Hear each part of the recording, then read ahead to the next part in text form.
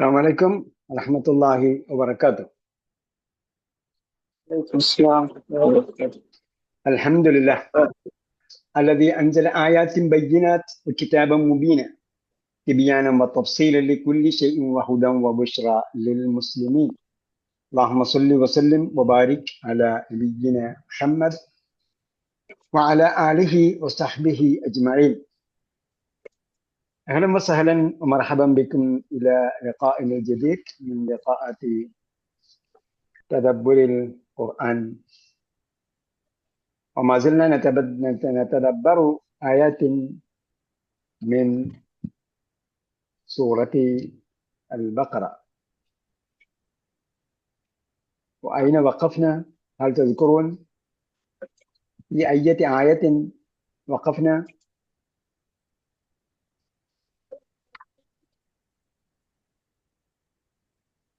ഏതായിട്ട് നിർത്തിയെന്ന് ഓർമ്മയുണ്ടോ?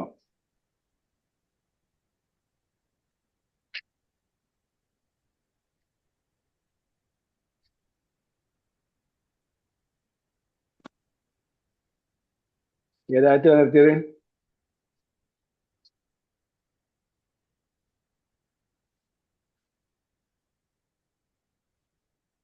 أين أنتم يا إخواني والأخوات؟ مكتوب في الشاشة، സ്ക്രീനിൽ എഴുതിയിട്ടുണ്ട്. 264 കഴിഞ്ഞ്. മാഷാ അല്ലാഹ്. ഇതിൽ പറഞ്ഞിട്ടുണ്ട് അൽജൽസത്തു الثالثة والأربعين. الجلسة الثالثة والأربعين 43ാമത്തെ സിറ്റിംഗ് ആണിത്. ونتدبر من آية 65 بعد 200 إلى آية 69 بعد 200 إن شاء الله. 265 മുതൽ 269 വരെയുള്ള ആയത്തുകളാണ് ഇന്ന് നമുക്ക് ചിന്തിക്കേണ്ടത്. أعوذ بالله من الشيطان الرجيم. بسم الله الرحمن الرحيم. ومثل الذين ينفقون أموالهم ابتغاء مرضات الله وتثبيتا من أنفسهم كمثل جنة بربوة أصابها وابل فآتت أكلها ضعفين فإن لم يصبها وابل فطل والله بما تعملون بصير. أيود أحدكم أن تكون له جنة نخيل وأعناب تجري من تحتها الأنهار له فيها من كل الثمرات وأصابه الكبر وله ذرية ضعفاء فأصابها إعصار فيه نار فاحترقت كذلك يبين الله لكم الآيات لعلكم تتفكرون في الدنيا يا أيها الذين آمنوا أنفقوا من طيبات ما كسبتم ومما أخرجنا لكم من الأرض ولا تيمموا الخبيث منه تنفقون ولستم بآخذيه إلا أن تغمضوا فيه واعلموا أن الله غني حميد. الشيطان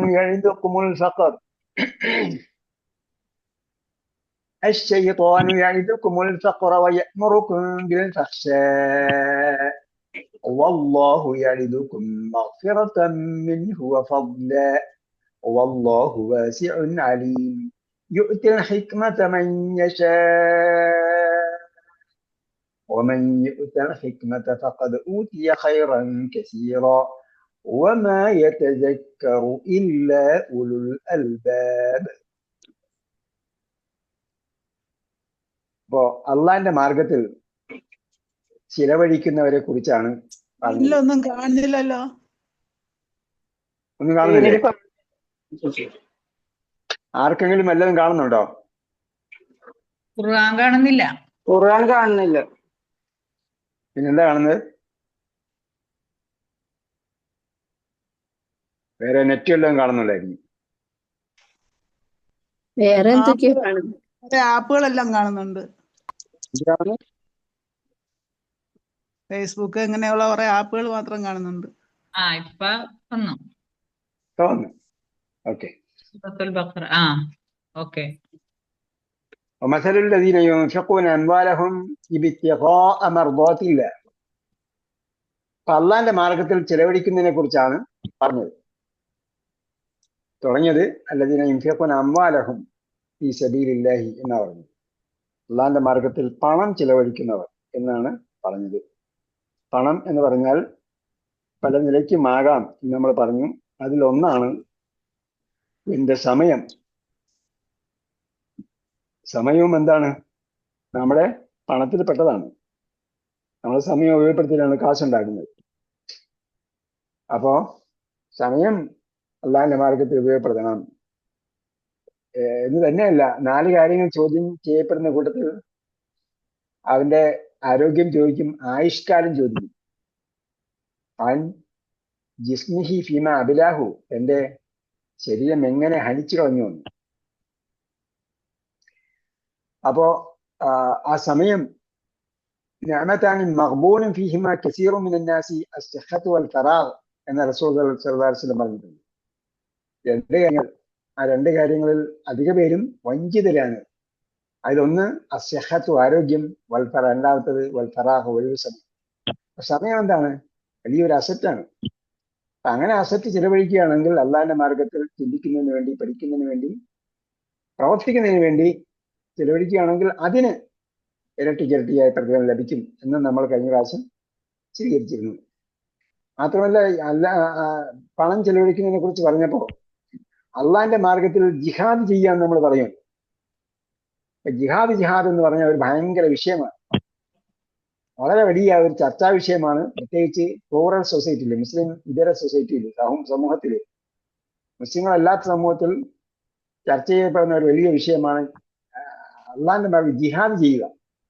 ജിഹാദ് ചെയ്യുന്നു എന്നൊക്കെ പറയുമ്പോഴത്തേക്ക് ഒരു ഭയങ്കര തീവ്രവാദം എന്ന പോലെയാണ് പറയുന്നത്. പക്ഷെ ജിഹാദ് ചെയ്യാൻ പറഞ്ഞപ്പോൾ എന്തുകൊണ്ട് ജിഹാദ് ചെയ്യണമെന്നാണ് പറഞ്ഞത്, എന്ത് ഉപയോഗിച്ച് ജിഹാദ് ചെയ്യണം എന്നാണ് ആദ്യം പറഞ്ഞത്. ആർക്കെങ്കിലും പറയാമോ?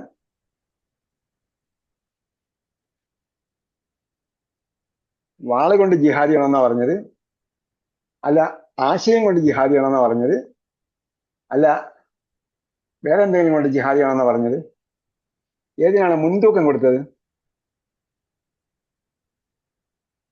ശരീരം കൊണ്ട് ജിഹാദ് ചെയ്യണമെന്ന് പറഞ്ഞ് ആർക്കും അറിയില്ല. അള്ളാഹ് ജിഹാദിനെ കുറിച്ച് പറഞ്ഞപ്പോ ആദ്യം പറഞ്ഞത് ജാഹിദുഹും ബിഹി ജിഹാദൻ കസീറ. ഖുർആൻ കൊടുത്തിട്ട് പറഞ്ഞു ഈ ഖുർആൻ കൊണ്ട് ജിഹാദ് ചെയ്യണം എന്ന് പറഞ്ഞാൽ ആശയപരമായ സംഘടനമാണ് ഏറ്റവും പ്രധാനപ്പെട്ട സംഘടന. ജാഹിദുഹും ബിഹി, ഇത് മക്കയിൽ വെച്ചാ പറഞ്ഞത്. അവൻ യുദ്ധം, വാളെടുത്തുള്ള യുദ്ധം തുടങ്ങുന്നതിന് മുമ്പാണ് പറഞ്ഞത്. ഒന്നാമത്തെ യുദ്ധം എന്ന് പറയുന്നത് തത്വശാസ്ത്രപരമായ, താത്വികമായ യുദ്ധമാണ്, ആശയ സംഘടനമാണ് ഒന്നാമത്തെ യുദ്ധം. രണ്ടാമത് പറഞ്ഞത് ജാഹിദു ഫീ സബീലില്ലാഹി എന്ന് പറഞ്ഞത് എന്ത് പറഞ്ഞു? ബി അംവാലിക്കും അൻഫുസിക്കും. പറഞ്ഞിടത്തിൽ ബഹുഭൂരിപക്ഷം സ്ഥലങ്ങളിലും പറഞ്ഞിരിക്കുന്നത് പണം കൊണ്ടും ശരീരം കൊണ്ടും യുദ്ധം ചെയ്യുക എന്നാണ്. ആദ്യം പറഞ്ഞ എന്താണ്? പണം കൊണ്ട് യുദ്ധം ചെയ്യണം. അപ്പോ അള്ളാഹിന്റെ മാർഗത്തിൽ പണം ചെലവഴിക്കുക, അത് എന്താണ്? യുദ്ധമാണ്. കാരണം എന്താ? മനസ്സിലുള്ള യുദ്ധമാണ്. പോക്കറ്റ് അങ്ങോട്ട് എടുത്തു കൊടുക്കുമ്പോൾ പ്രയാസം. ഓക്കെ, ഇവിടെ പറയുന്നത് എന്താ? വമസലുല്ലദീന യുൻഫിഖൂന അംവാലഹും ഇബ്തിഗാഅ. ഇബ്തിഗാഇന്റെ ഫിഅൽ മാദി എന്താണ്? ഇബ്തിഗാ. വസൻ ഇബ്തിഗാ. ഇബ്തിഗാ. ഇബ്തിഗാ എന്ന് പറയുന്നത് ഏത് ഗ്രൂപ്പിൽപ്പെട്ടതാണ്? നമ്മൾ പഠിച്ച ഏത് ഗ്രൂപ്പിൽപ്പെട്ടാണ്?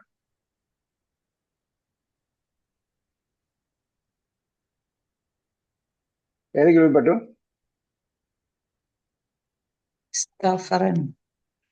ആ, അപ്പൊ ഷായുടെ ഇസ്തഗ്ഫാറിന്റെ ഷായുടെ യഖ്തലഫ. അതിലാർക്കെങ്കിലും ഇഖ്തിലാഫ് ഉണ്ടോ? അഭിപ്രായ വ്യത്യാസം ഉണ്ടായിരുന്നു. യഖ്തലഫ ഗ്രൂപ്പിലാണെന്ന്. യഖ്തലഫ അവിടെ തുടക്കത്തിലെ ഈയും പിന്നീട് മധ്യത്തെ തായുമാണ് അധികം വന്നിരിക്കുന്നത്, ഇടയിലെത്ത. ഇബ്തിഗാ ആഗ്രഹിച്ചുകൊണ്ട്, കാംക്ഷിച്ചുകൊണ്ട്. മസലുല്ലദീന യുൻഫിഖൂന അംവാലഹും ഇബ്തിഗാഅ മർദാത്തില്ലാഹി.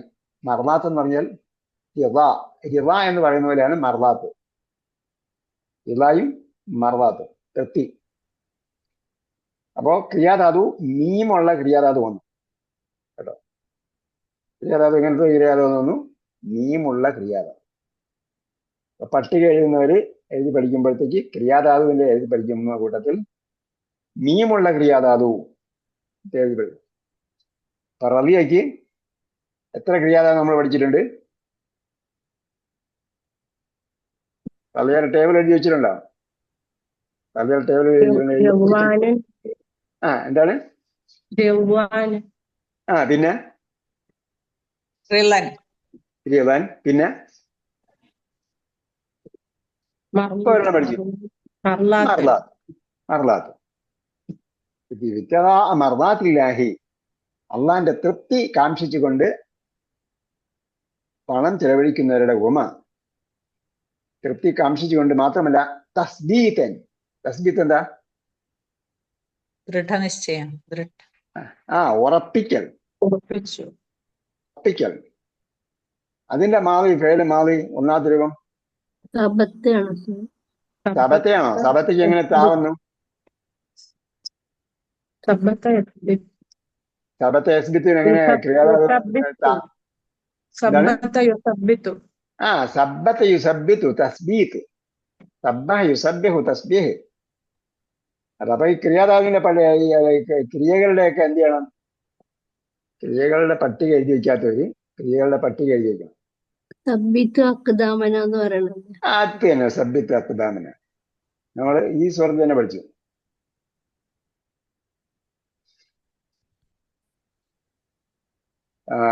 അപ്പോ അതിന്റെ പട്ടിക എഴുതിയിരിക്കുന്നത് സബ്ബത്ത. സബ്ബഹ ഗ്രൂപ്പിൽ സബ്ബത്തെ എഴുതി വയ്ക്കുക. തസ്ബീത്തൻ. ബൈ ദ വേ, നിങ്ങൾക്ക് ഒരു പട്ടിക അയച്ചു തന്നു, 2 പട്ടിക അയച്ചു തന്നു. പട്ടിക വായിച്ചാൽ ആരൊക്കെ ഉണ്ട്? ഹാൻഡ് റൈസ് ചെയ്യും. ഒരു ലിസ്റ്റ് അയച്ചു തന്നായിരുന്നു, വാക്കർത്ഥം. നോക്കിയിരുന്നു. ഓപ്പൺ ചെയ്ത് നോക്കിയത്. ഹാൻഡ് റൈസ് ചെയ്താൽ ഹാൻഡ് റൈസ് ചെയ്യാൻ അറിഞ്ഞത്. ഫുള്ള് അല്ല, അങ്ങനെ ഓടിച്ചൊന്ന് നോക്കി. ചോദ്യം നോക്കിയവര്, മുഴുവൻ വായിച്ചവരെന്ന് പറഞ്ഞില്ല, നോക്കിയവര്, തുറന്നു നോക്കിയവര്. ഹാൻഡ് റൈസ് ചെയ്യാൻ എങ്ങനെയാണ്? അവിടെ സ്ക്രീനിൽ ക്ലിക്ക് ചെയ്യുമ്പോൾ കയ്യിൽ അടയാളം വരും. അവിടെ അത് കയ്യിൽ ക്ലിക്ക് ചെയ്താൽ ഹാൻഡ് റൈസ് ആയി.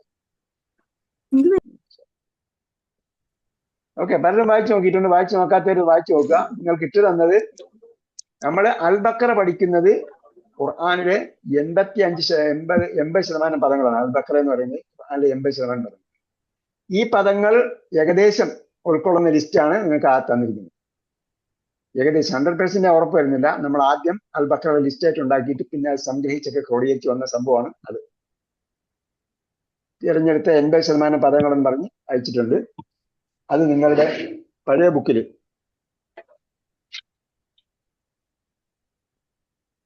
അത് ഉൾപ്പെടുത്തിയിട്ടുണ്ട്. പഴയ ബുക്ക് എന്ന് പറഞ്ഞാൽ ഈ ബാൻഡിലുള്ള ബുക്ക്. ഈ ബാൻഡിലുള്ള ബുക്കിൽ ഖുർആനിലെ 80% പദങ്ങൾ അവസാനം ചേർത്തിട്ടുണ്ട്. അത് അൽബക്കറ കേന്ദ്രീകരിച്ച് ക്രോഡീകരിച്ചതാണ്. അൽബക്കറ കേന്ദ്രീകരിച്ച് ക്രോഡീകരിച്ചതാണ്. ചിലപ്പോൾ ചില വാക്കുകൾ അൽബക്കറയിൽ നിന്ന് പുറത്ത് നിർത്തുന്നുണ്ടാകാം, എന്നാലും അൽബക്കറ കേന്ദ്രീകരിച്ച് ക്രോഡീകരിച്ചിട്ടുള്ളതാണ്. അപ്പൊ അൽബക്കറ കഴിയുന്നോ ഈ വാക്കുകളുടെ ലിസ്റ്റ് എന്തായാലും അറിഞ്ഞില്ല. നമ്മൾ ഒന്നുകൂടെ അൽബക്കറയിൽ നിങ്ങൾക്ക് തന്ന ലിസ്റ്റുകൾ വീണ്ടും പൂർണ്ണമായ ലിസ്റ്റ് അയച്ചു തന്നിട്ടുണ്ടല്ലോ. അൽബക്കറയിലെ വാക്കുകൾ വേറെ. ഇപ്പൊ ഈ ക്ലാസ് തുടങ്ങി ചെയ്യുന്ന വെബിനാറിൽ എക്സൽ ഷീറ്റ് അയച്ചു തന്നിട്ടുണ്ടല്ലോ. അപ്പുറം മാർജിന് കളർ കൊടുത്തിട്ട് ഇല്ലെങ്കിൽ ഒന്നും അയച്ചു തരാം.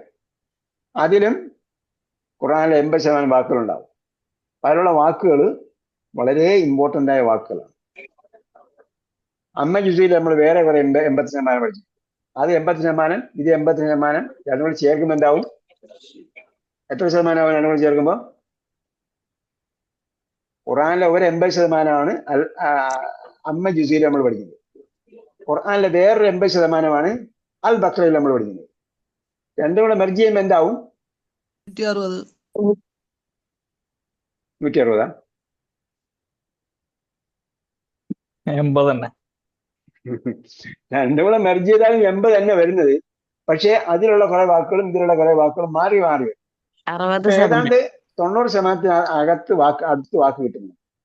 90% അതിൽ കുറച്ച് വാക്കുകൾ ഇതിൽ പെടാത്തുണ്ടാവും, ഇതിൽ കുറച്ച് വാക്കുകൾ അതിൽ പെടാത്തുണ്ടാവും. അമ്മ ജിസുവിൽ വരാത്ത കുറച്ച് വാക്ക് അൽ ബക്ര വന്നിട്ടുണ്ട്, അൽ ബക്ര വരാത്ത കുറച്ച് വാക്കുകൾ അമ്മ ജിസു വന്നിട്ടുണ്ട്. അപ്പൊ ഈ രണ്ടും കൂടെ ചേരുമ്പോൾ 85-നും 90-നും ഇടയ്ക്ക് വാക്കുകൾ വരും. അപ്പോ ഖുർആൻ ഇനി അങ്ങോട്ട് വായിച്ചു നോക്കുമ്പോൾ ഇത്രയും വാക്ക് നമുക്ക് ഒരു പേജിലേക്ക് കിട്ടണം. കിട്ടിയില്ലെങ്കിൽ എന്ത് ചെയ്യണം? നമ്മൾ പഠിച്ചിട്ടുണ്ടാവും എന്ന് ഒന്നുകൂടെ മനസ്സിനോട് പറയുക. അപ്പൊ മനസ്സിൽ നിന്ന് റിപ്ലൈ വരും.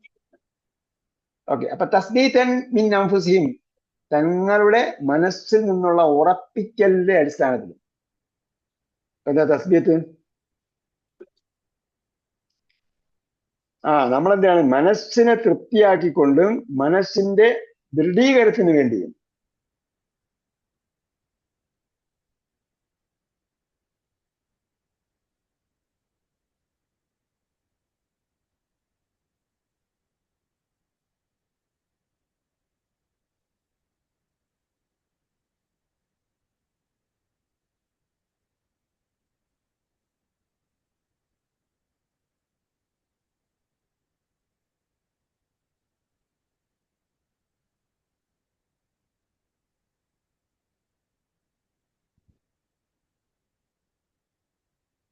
മനസ്സിന്റെ ദൃഢീകരണത്തിന് എന്ത് പറഞ്ഞാൽ എന്താ?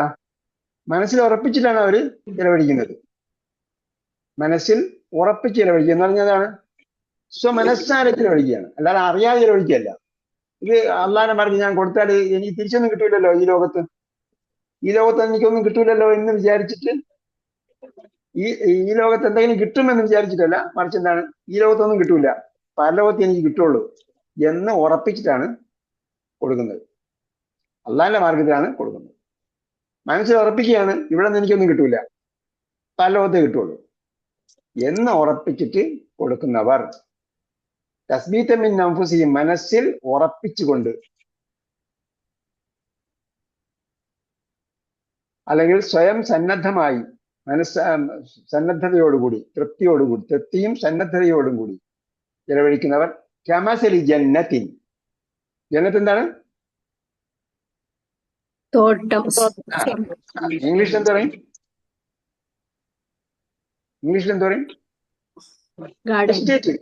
എസ്റ്റേറ്റ്, ഗാർഡൻ അല്ല, എസ്റ്റേറ്റ്. ഫാം എന്ന് പറയില്ലേ, ഫാം, എസ്റ്റേറ്റ്. അവിടെ എസ്റ്റേറ്റ് ആണ് ഇതെന്ന് പറയുമല്ലോ. ആ എസ്റ്റേറ്റ് കമസലി ജന്നത്തിൻ, അതൊരു എസ്റ്റേറ്റിനെ പോലെയാണ്, ഒരു കൃഷിയിടത്തെ പോലെയാണ്. ബി റബുവത്തിൻ, അതെവിടെയാണ്? റബുവയിലാണുള്ളത്. റബു അറിയാമല്ലോ, റിയാദ് ഉള്ളവർക്കാണ്. റിയാദ് എന്ന് പറഞ്ഞാൽ ഗാർഡൻസ് എന്നാണ്. അത് സൗദി അറേബ്യയിലെ ക്യാപിറ്റലാണ്. അവിടെ റൗള എന്ന് പറയുന്ന സ്ഥലം വേറെ ഉണ്ട്, സിംഗിൾ ഗാർഡൻ വേറെ ഉണ്ട്. അതേപോലെ അവിടെയുള്ള സ്ഥലത്തിന്റെ പേരാണ് റബുവ. മലയാളത്തിൽ പറഞ്ഞാല് ഞങ്ങളുടെ സ്ഥലമുണ്ട് കുന്നുംപുറം സ്ഥലമുണ്ട്. നിങ്ങളെ അവിടെയൊക്കെ കുന്നുംപുറം ഉണ്ടാവും. റബുവ എന്ന് പറഞ്ഞ കുന്നുംപുറം, ഉയർന്ന കുന്ന്. അപ്പൊ ഉയർന്ന കുന്നിലുള്ള ഒരു എസ്റ്റേറ്റ് പോലെയാണ്. ഉയർന്ന കുന്നെന്ന് പറയാൻ കാര്യം എന്താ? കുന്നുംപുറത്ത് നമുക്ക് സാധാരണ അറിയാം, കുന്നുംപുറത്ത് മഴ കൂടുതൽ കിട്ടും. പിന്നെ അതെന്താണ്? റബ്ബറൊക്കെ നടണമെങ്കിൽ റബ്ബർ നട്ടാല് മണ്ണ് വെള്ളം ഒലിച്ചു പോകും. അപ്പൊ നീർവാഴ്ചയുള്ള മണ്ണ് എന്ന് പറയുന്നത് എന്താണ്? കൃഷിയിടത്തിന് പറ്റിയൊരു കൃഷി രീതിയാണ്, ഒരു ഭാഗമാണ് നീർവാർച്ചയുള്ള മണ്ണ്. ഇപ്പൊ വെള്ളം കെട്ടിയിരിക്കാൻ പാടില്ല, അപ്പൊ വെള്ളക്കെട്ടായി പോകും. നീർവാർച്ച, കുന്നുംപുറം എന്ന് പറയുമ്പോൾ നീർവാർച്ച ഉണ്ടാകും. അപ്പൊ കുന്നുംപുറത്തുള്ള ഒരു എസ്റ്റേറ്റ് പോലെയാണ്, നീർവാർച്ചയുള്ളതാണ്. അസ്വാബഹ വാബില് എന്തായിരിക്കുന്നത്? നല്ല മഴ കിട്ടി,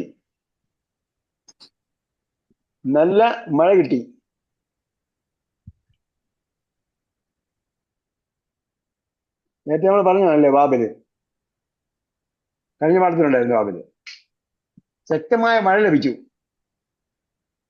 ആത്തത്ത് എന്താ അർത്ഥം? ലഭിച്ചു എന്നാ? അസാബ നൽകി. നൽകി ലഭിച്ചെന്ന വാക്ക് എവിടെ നിൽക്കി? നൽകി അസാബയ്ക്കാണ് ലഭിച്ചെന്ന വാക്ക് ഏതോ ട്രാൻസ്ലേഷൻ എഴുതിയിരിക്കുന്നത്. അസാബ എന്ന് പറഞ്ഞാൽ ബാധിച്ചു എന്നാണ് കേട്ടോ. അസാബഹ അതിന് ബാധിച്ചു എന്ന് പറഞ്ഞാൽ അതിന് കിട്ടി. അസാബ എന്ന് പറഞ്ഞാൽ അതിന് മഴ ബാധിച്ചു എന്ന് പറഞ്ഞാൽ മഴ കിട്ടി. വാബിന് ശക്തമായ മഴ കിട്ടി. ആത്തത്ത് അത് നൽകി. ആത്തത്ത് താ പറയാൻ കാര്യം എന്താണ്? ആത്തത്ത് അവൾ നൽകി എന്ന് പറയാൻ കാര്യം ജന്നത്ത് ആയതുകൊണ്ട്. ജന്നത്ത് ആ എസ്റ്റേറ്റ് നൽകി. ഉക്കുലഹ ഉക്കുൽ ഫലം. ഉക്കുൽ എന്ന് പറഞ്ഞ ഫലം. അതെവിടെ നിന്ന് ഒന്നാണ്? അക്കല തിന്നു. ഉക്കില് എന്ന് പറഞ്ഞാൽ അതിന്റെ തീറ്റ എന്ന് പറഞ്ഞാൽ അതിൽ നിന്നും തിന്നാൻ പറ്റുന്ന സംഗതി അത് നൽകി. അതിനാണ് നമ്മൾ മലയാളത്തില് ഫലം എന്ന് പറയുന്നത്. അതിന്റെ ഫലം നൽകി. എത്ര നൽകി? ഇരട്ടി. ഇരട്ടി എന്ന് പറഞ്ഞാൽ ഇംഗ്ലീഷിൽ എന്താ പറയും? ഡബിൾ നൽകി. ചിലപ്പോൾ നമ്മൾ ഇരട്ടി എന്നൊക്കെ പറഞ്ഞാൽ കണ്ണൂരുള്ള ഇരട്ടിയാണെന്ന് വിചാരിക്കും. കണ്ണൂർക്കാരെങ്കിലും ഉണ്ടോ? അപ്പൊ രണ്ടാണ് കേട്ടോ. ഉണ്ടോ? ഉണ്ട്. അപ്പൊ ഈ ഇരട്ടിയല്ല, ഇരട്ടി. രണ്ടെണ്ണം രണ്ട് പ്രാവശ്യം നൽകി. അപ്പൊ ഇരട്ടി വിളവ് നൽകിയത്. അപ്പോൾ അങ്ങനെ വിളവ് നൽകിയത് പോലെയാണ് ആരുടെ ഉപമ? അള്ളാഹിന്റെ മാർഗത്തിൽ പണം നൽകിയാളുടെ ഉപമ. എങ്ങനെ? മനസ്സിൽ ഉറപ്പിച്ച് കൊടുക്കുകയാണ്. എനിക്ക് ഇവിടെ ഒന്നും കിട്ടൂല, പരലോകത്തെ കിട്ടുള്ളൂ എന്ന് മനസ്സിൽ ഉറപ്പിച്ച് കൊടുക്കുക. അള്ളാഹിന്റെ പ്രതിഫലമാണ് കിട്ടുക, ഇവിടെ ഒന്നും കിട്ടൂല, പരലോകത്താണ് കിട്ടുക എന്ന് ഉറപ്പിച്ച് കൊടുത്തവന്റെ ഉപമ ഇതേപോലെയാണ്. അവൻ നല്ല കൃഷിയിടത്തിൽ ആണ് വിളവ് കൃഷി ഇറക്കിയിരിക്കുന്നത്. നല്ല മഴയും കിട്ടി അവിടെ. അങ്ങനെ നല്ല കൃഷിയിടത്തിൽ നല്ല വിളവുള്ള കൃഷി ലഭിക്കുന്ന സ്ഥലത്ത്, വിളവ് ലഭിക്കുന്ന സ്ഥലത്ത് രീതിയിലുള്ള സ്ഥലമാണ്, കുന്നുംപുറമാണ്. അവിടെ നല്ല മഴ ലഭിച്ചു. അങ്ങനെയുള്ള സ്ഥലത്ത് കൃഷി ഇറക്കി അവനെ പോലെയാണ്. അപ്പൊ കൊടുത്താൽ ഇരട്ടി കിട്ടും. അപ്പൊ 100 കൊടുത്താൽ എത്ര കിട്ടും? 100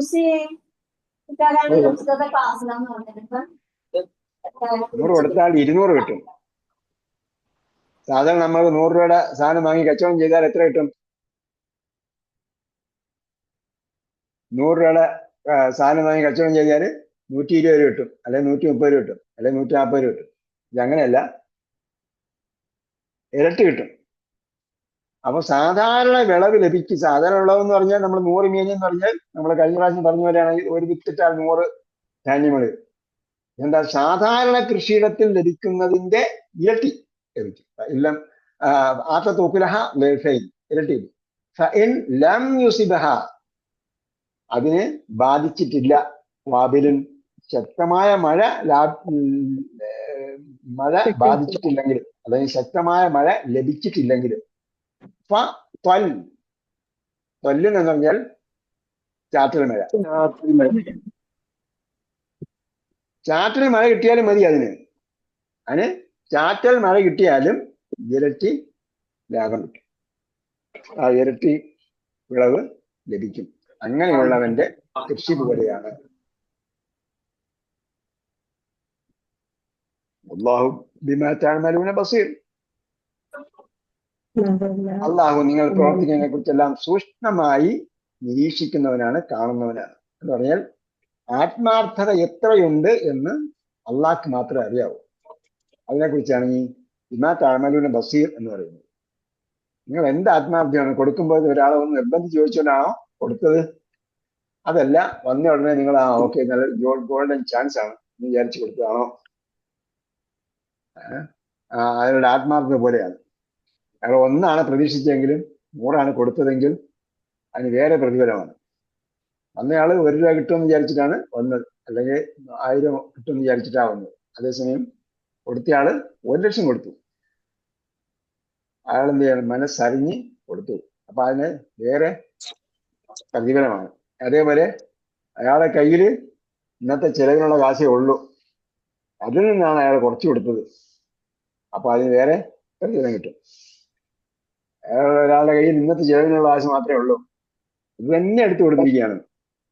അപ്പൊ അത് വേറൊരു പ്രതിഫലമായിരിക്കും കിട്ടുക. അതാണ് ഇതിന്റെ അവസാനം, ആയത്തിന്റെ അവസാനം അള്ളാഹുവിനകത്താണ് ബസീർ എന്ന് പറയുന്നത്. അള്ളാഹ് നിങ്ങളുടെ പ്രവർത്തനങ്ങളെ കുറിച്ച് സൂക്ഷ്മമായി അറിയുന്നു. പിന്നെ ചോദിക്കണം, ആ യവദ്ദു അഹദുക്കും, ആ യവദ്ദുവിന്റെ മാളി എന്തായിരിക്കും? ബദ്ദ. ആ വദ്ദ. വദ്ദ നേരത്തെ വന്നിട്ടുണ്ടല്ലോ നമുക്ക്. വദ്ദ എന്താ അർത്ഥം? ആഗ്രഹിച്ചു. ആഗ്രഹിച്ചു. ആ യവദ്ദു അഹദുക്കും, നിങ്ങളിൽ ആരെങ്കിലും ആഗ്രഹിക്കുന്നുണ്ടോ?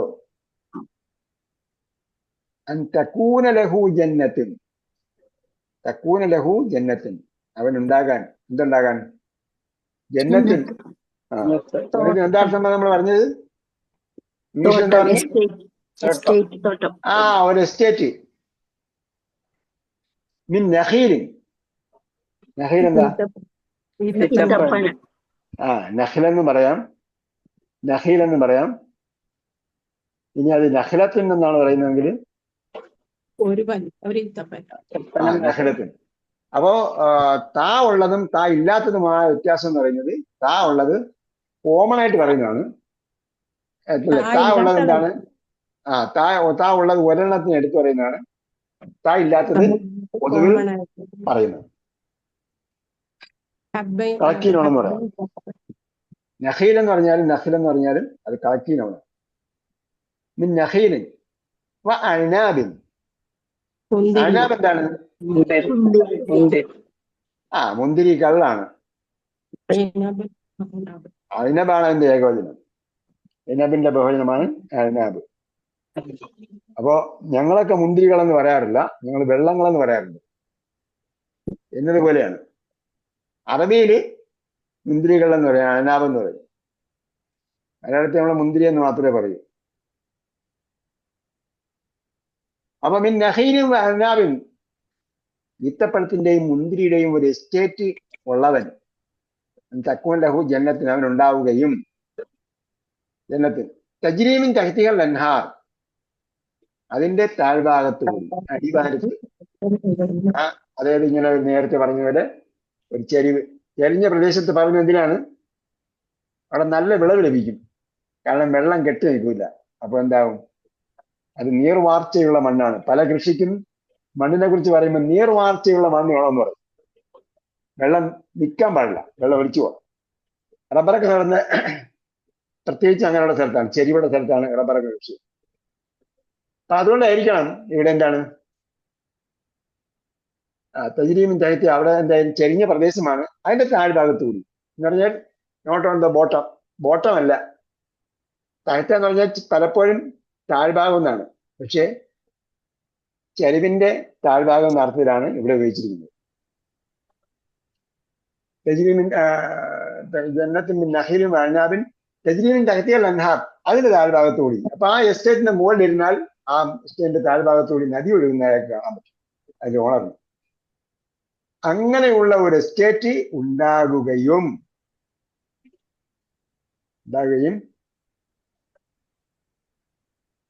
ലഹു ഫീഹ മിൻ കുല്ലി സമറാത്ത്, ലഹു ഫീഹ എന്ന് പറഞ്ഞാൽ അവന് ലഭിച്ചു, അവന് ഉണ്ട് എന്ന് പറഞ്ഞാൽ അവന് കിട്ടി, അല്ലെങ്കിൽ അവനുണ്ട് എന്ന് ഇവിടെ പറഞ്ഞാൽ അവന് ലഭിക്കുന്നുണ്ട്.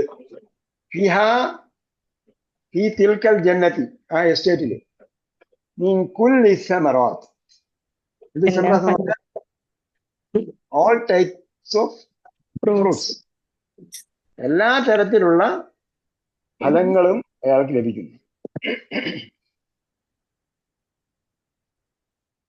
ഫലങ്ങളാണ്, പഴങ്ങളല്ല. സമറത്തുൻ എന്ന് പറഞ്ഞാൽ എന്താണ്? ഫലം. ഫലം എന്ന് പറഞ്ഞാൽ ഫ്രൂട്ട്. ഫ്രൂട്ടല്ല. ഫ്രൂട്ട് എന്ന് പറഞ്ഞാൽ ഫാക്കിഹത്തിനാണ്, എല്ലാത്തരം കായ്കനികളും. കായ്കനികൾ. അതിനെന്താ ഇംഗ്ലീഷ് പറയാ? എന്തായിരുന്നാലും അതെ, കോർപ്സ്, വിളവ് കേട്ടോ. വിളകളല്ല, വിളവ് ലഭിക്കുന്ന ഫലത്തിനാണ് കോർപ്സ് എന്ന് പറയുന്നത്. ആ തരത്തിലുള്ള എല്ലാ വിളവുകളും അയാൾക്ക് ലഭിക്കുന്നു. കുല്ലി സമറാത്ത്. ഫാക്കിഹത്ത് നമുക്ക് വേറെ സുഹൃത്തുക്കൾ കാണാം. ഫാക്കിഹത്തും കസീറത്തും. അപ്പൊ എന്താണ് അവിടെ പഴങ്ങളാണ്. ഇവിടെ സമറത്തുൻ ബഹുവചനം സമറാത്ത്. സമറാത്തുൻ ഫലങ്ങൾ. ഇൻ കുല്ലി സമറാത്ത്, ഓൾ ടൈപ്സ് ഓഫ് crops.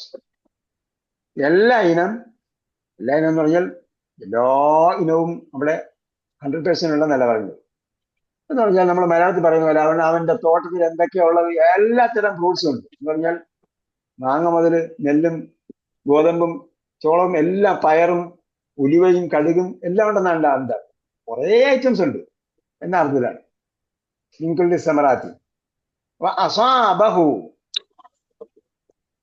നേരത്തെ പറഞ്ഞ എന്താണ്? അസാബഹു വാബിലുൻ അയില്ലം യുസ്ബഹ വാബിലുൻ ഫത്തൽ എന്നും പറഞ്ഞു. അപ്പോൾ ലം യുസിബഹ എന്ന് പറഞ്ഞപ്പോഴത്തേക്ക് അസാബയുടെ മുളാരി എന്താണ്? അസാബയുടെ പൂർണ്ണക്രിയ യുസീബു. ലം പറഞ്ഞപ്പോ എന്താണ് ഈ ലം യുസിബഹ എന്ന് പറഞ്ഞത്? സുക്കൂൻ. ലം വന്നതുകൊണ്ട് എന്താണ്? ലം വന്നതുകൊണ്ട് എന്ത് സംഭവിച്ചു? അപൂർണ ക്രിയയുടെ അവസാനം സുക്കൂൻ വന്നു. സുക്കൂൻ വന്നു. പിന്നെ എന്നിട്ട് യുസീബുവിന്റെ ഇടയിലുള്ള യാ എവിടെ പോയി?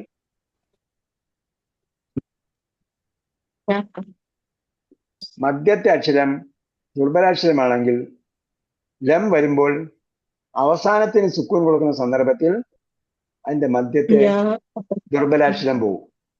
യാ എന്നല്ല, ദുർബലാക്ഷരം. ഓക്കെ, ദുർബലാക്ഷരം പോകും. അലം നഖുൽ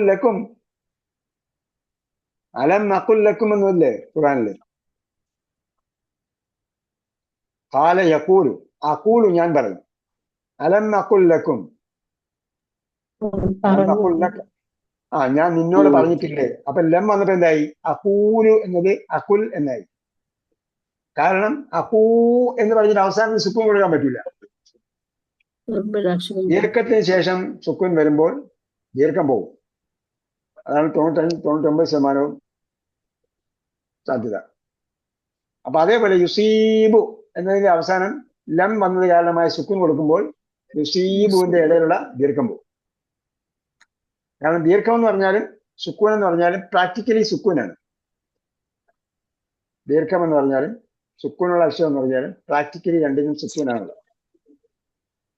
അപ്പോ ദുർബലാക്ഷരം കളഞ്ഞിട്ടാണ് രണ്ടാമത്തേന് അടുത്തതിന് സുക്കൂൻ.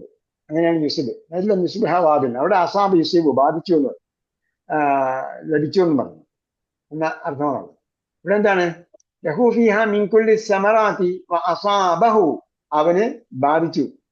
എന്ത് ബാധിച്ചു? അൽ കിബറു. കിബർ എന്താണ്? അപ്പോ പിന്നെ അഹങ്കാരം എന്നുള്ളത് എന്ത് പറയും? കിബിർ. ബാന് സുക്കൂൻ ഇട്ടാല് കിബിർ അഹംഭാവം. ബാന് ഫത്തഹ് ഇട്ടാൽ കിബർ വാർദ്ധക്യം, അതായത് പ്രായാധിക്യം. കിബർ പ്രായാധിക്യം. അപ്പൊ അതാണ് ഇമ്മ യബ്ലുഗന്ന ഇൻദക്കൽ കിബറ അഹദുഹുമ ഔ കിലാഹുമ. അതിൽ ഒരാൾക്കോ മാതാപിതാക്കൾ ഒരാൾക്കോ രണ്ടുപേർക്കോ പ്രായാധിക്യം ബാധിച്ച. അതേപോലെ കിബർ എന്ന വാക്ക് ഖുർആനിൽ പറഞ്ഞിട്ടുണ്ട്. ആയത്തിൽ എനിക്ക് ഓർമ്മയില്ല, വരുന്നില്ല ഇപ്പോഴും. അവിടെ എന്താണ്? കിബർ അഹംഭാവം. രണ്ടും വലിപ്പമാണ്. രണ്ടായാലും എന്താണ്? കിബർ എന്ന് പറഞ്ഞാൽ ഞാനാണ് വലിയ ആള് എന്ന ചിന്താഗതി, അതാണ് കിബർ. കിബർ എന്ന് പറഞ്ഞാൽ പ്രായത്തിന്റെ വലിപ്പം, പ്രായത്തിന്റെ ആധിക്യം എന്ന അർത്ഥത്തിലാണ് കിബർ ഉപയോഗിക്കുന്നത്. കിബിർ എന്ന് പറയുമ്പോൾ ഞാനാണ് വലിയ ആള് എന്ന ദുഷ്ചിന്ത, അതാണ് അഹംകാരം എന്ന് പറയുന്നത്. അഹംകാരം എന്ന് പറഞ്ഞാൽ എന്താ? അല്ലെങ്കിൽ അഹംഭാവം എന്ന് പറഞ്ഞാൽ എന്താ? അഹം എന്ന് പറഞ്ഞാൽ എന്താ? ഞാൻ. അഹം എന്ന് പറഞ്ഞാൽ ഞാൻ. അഹം എന്ന് പറഞ്ഞാൽ ഞാൻ. അഹംകാരമാണ് ഞാൻ എന്ന ഭാവം. അപ്പൊ അസാബഹുൽ കിബറു, അവന് പ്രായാധിക്യം ബാധിച്ചു. അങ്ങനെ അവസ്ഥ നമ്മൾ എന്താ പറഞ്ഞു വരുന്നത്? ഒരാൾക്ക് മുന്തിരിടയും ഈത്തപ്പഴത്തിന്റെ മുന്തിരിയുടെയും തോട്ടമുണ്ടാവുകയും അങ്ങനെ അവന് എല്ലാ തരത്തിലുള്ള വിളവ് ലഭിച്ചുകൊണ്ടിരിക്കുകയും ചെയ്യവേ അവന് അസാബഹുൽ കിബറു, അവന് വാർദ്ധക്യം ബാധിച്ചു. വലഹു ദുർരിയത്തും വഫാഉ, അങ്ങനെ അയാളെന്തായി? ഓണർ പ്രായാധിക്യമുള്ള ആളായി, ആള് വൃദ്ധനായി. വലഹു ദുർരിയത്തുൻ, ആ വൃദ്ധനായിരിക്കുന്ന അവസ്ഥയിൽ അയാൾക്ക് എന്തുണ്ട്? ദുർരിയത്തുണ്ട്. ദുർരിയത്ത് എന്താണ്? സന്തതികൾ. വഫാഉ, ദുർബല. അതിന്റെ ഏകവചനം എന്താണ്? ലൈഫ്. ലൈഫ്. അപ്പൊ നമുക്ക് നേരത്തെ ദുർബല അക്ഷരത്തിന് എന്ത് പറയാം? ദുർബലമായ അക്ഷരത്തിന് എന്ത് പറയാം? ലൈഫായ ഹർഫ്. ഹർഫ് എന്ന് പറഞ്ഞ അക്ഷരം. ലൈഫായ ഹർഫുകൾ ഏതൊക്കെയാണ്? ലൈഫായ ഹർഫുകൾ ഏതൊക്കെയാണ്? അലിഫ്, വാവ്, യാ. ഇതാണ് ലൈഫായ ഹർഫുകൾ. അപ്പൊ ഇനി അത് പറയാൻ വേണ്ടി വാക്ക് പഠിക്കണ്ട പുതിയതായിട്ട്. ലൈഫിന്റെ അർത്ഥം ദുർബലൻ. അതിന്റെ ബഹുവചനമാണ് ദുർബലർ.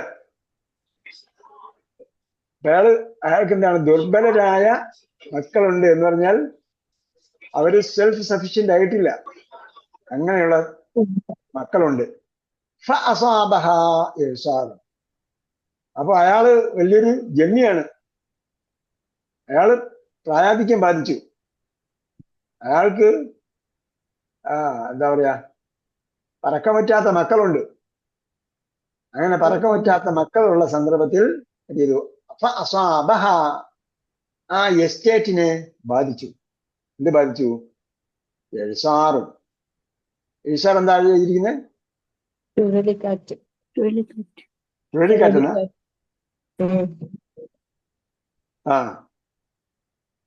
ചുഴലിക്കാറ്റോ തീക്കാറ്റോ ഇത് വേണമെങ്കിൽ പറയാം.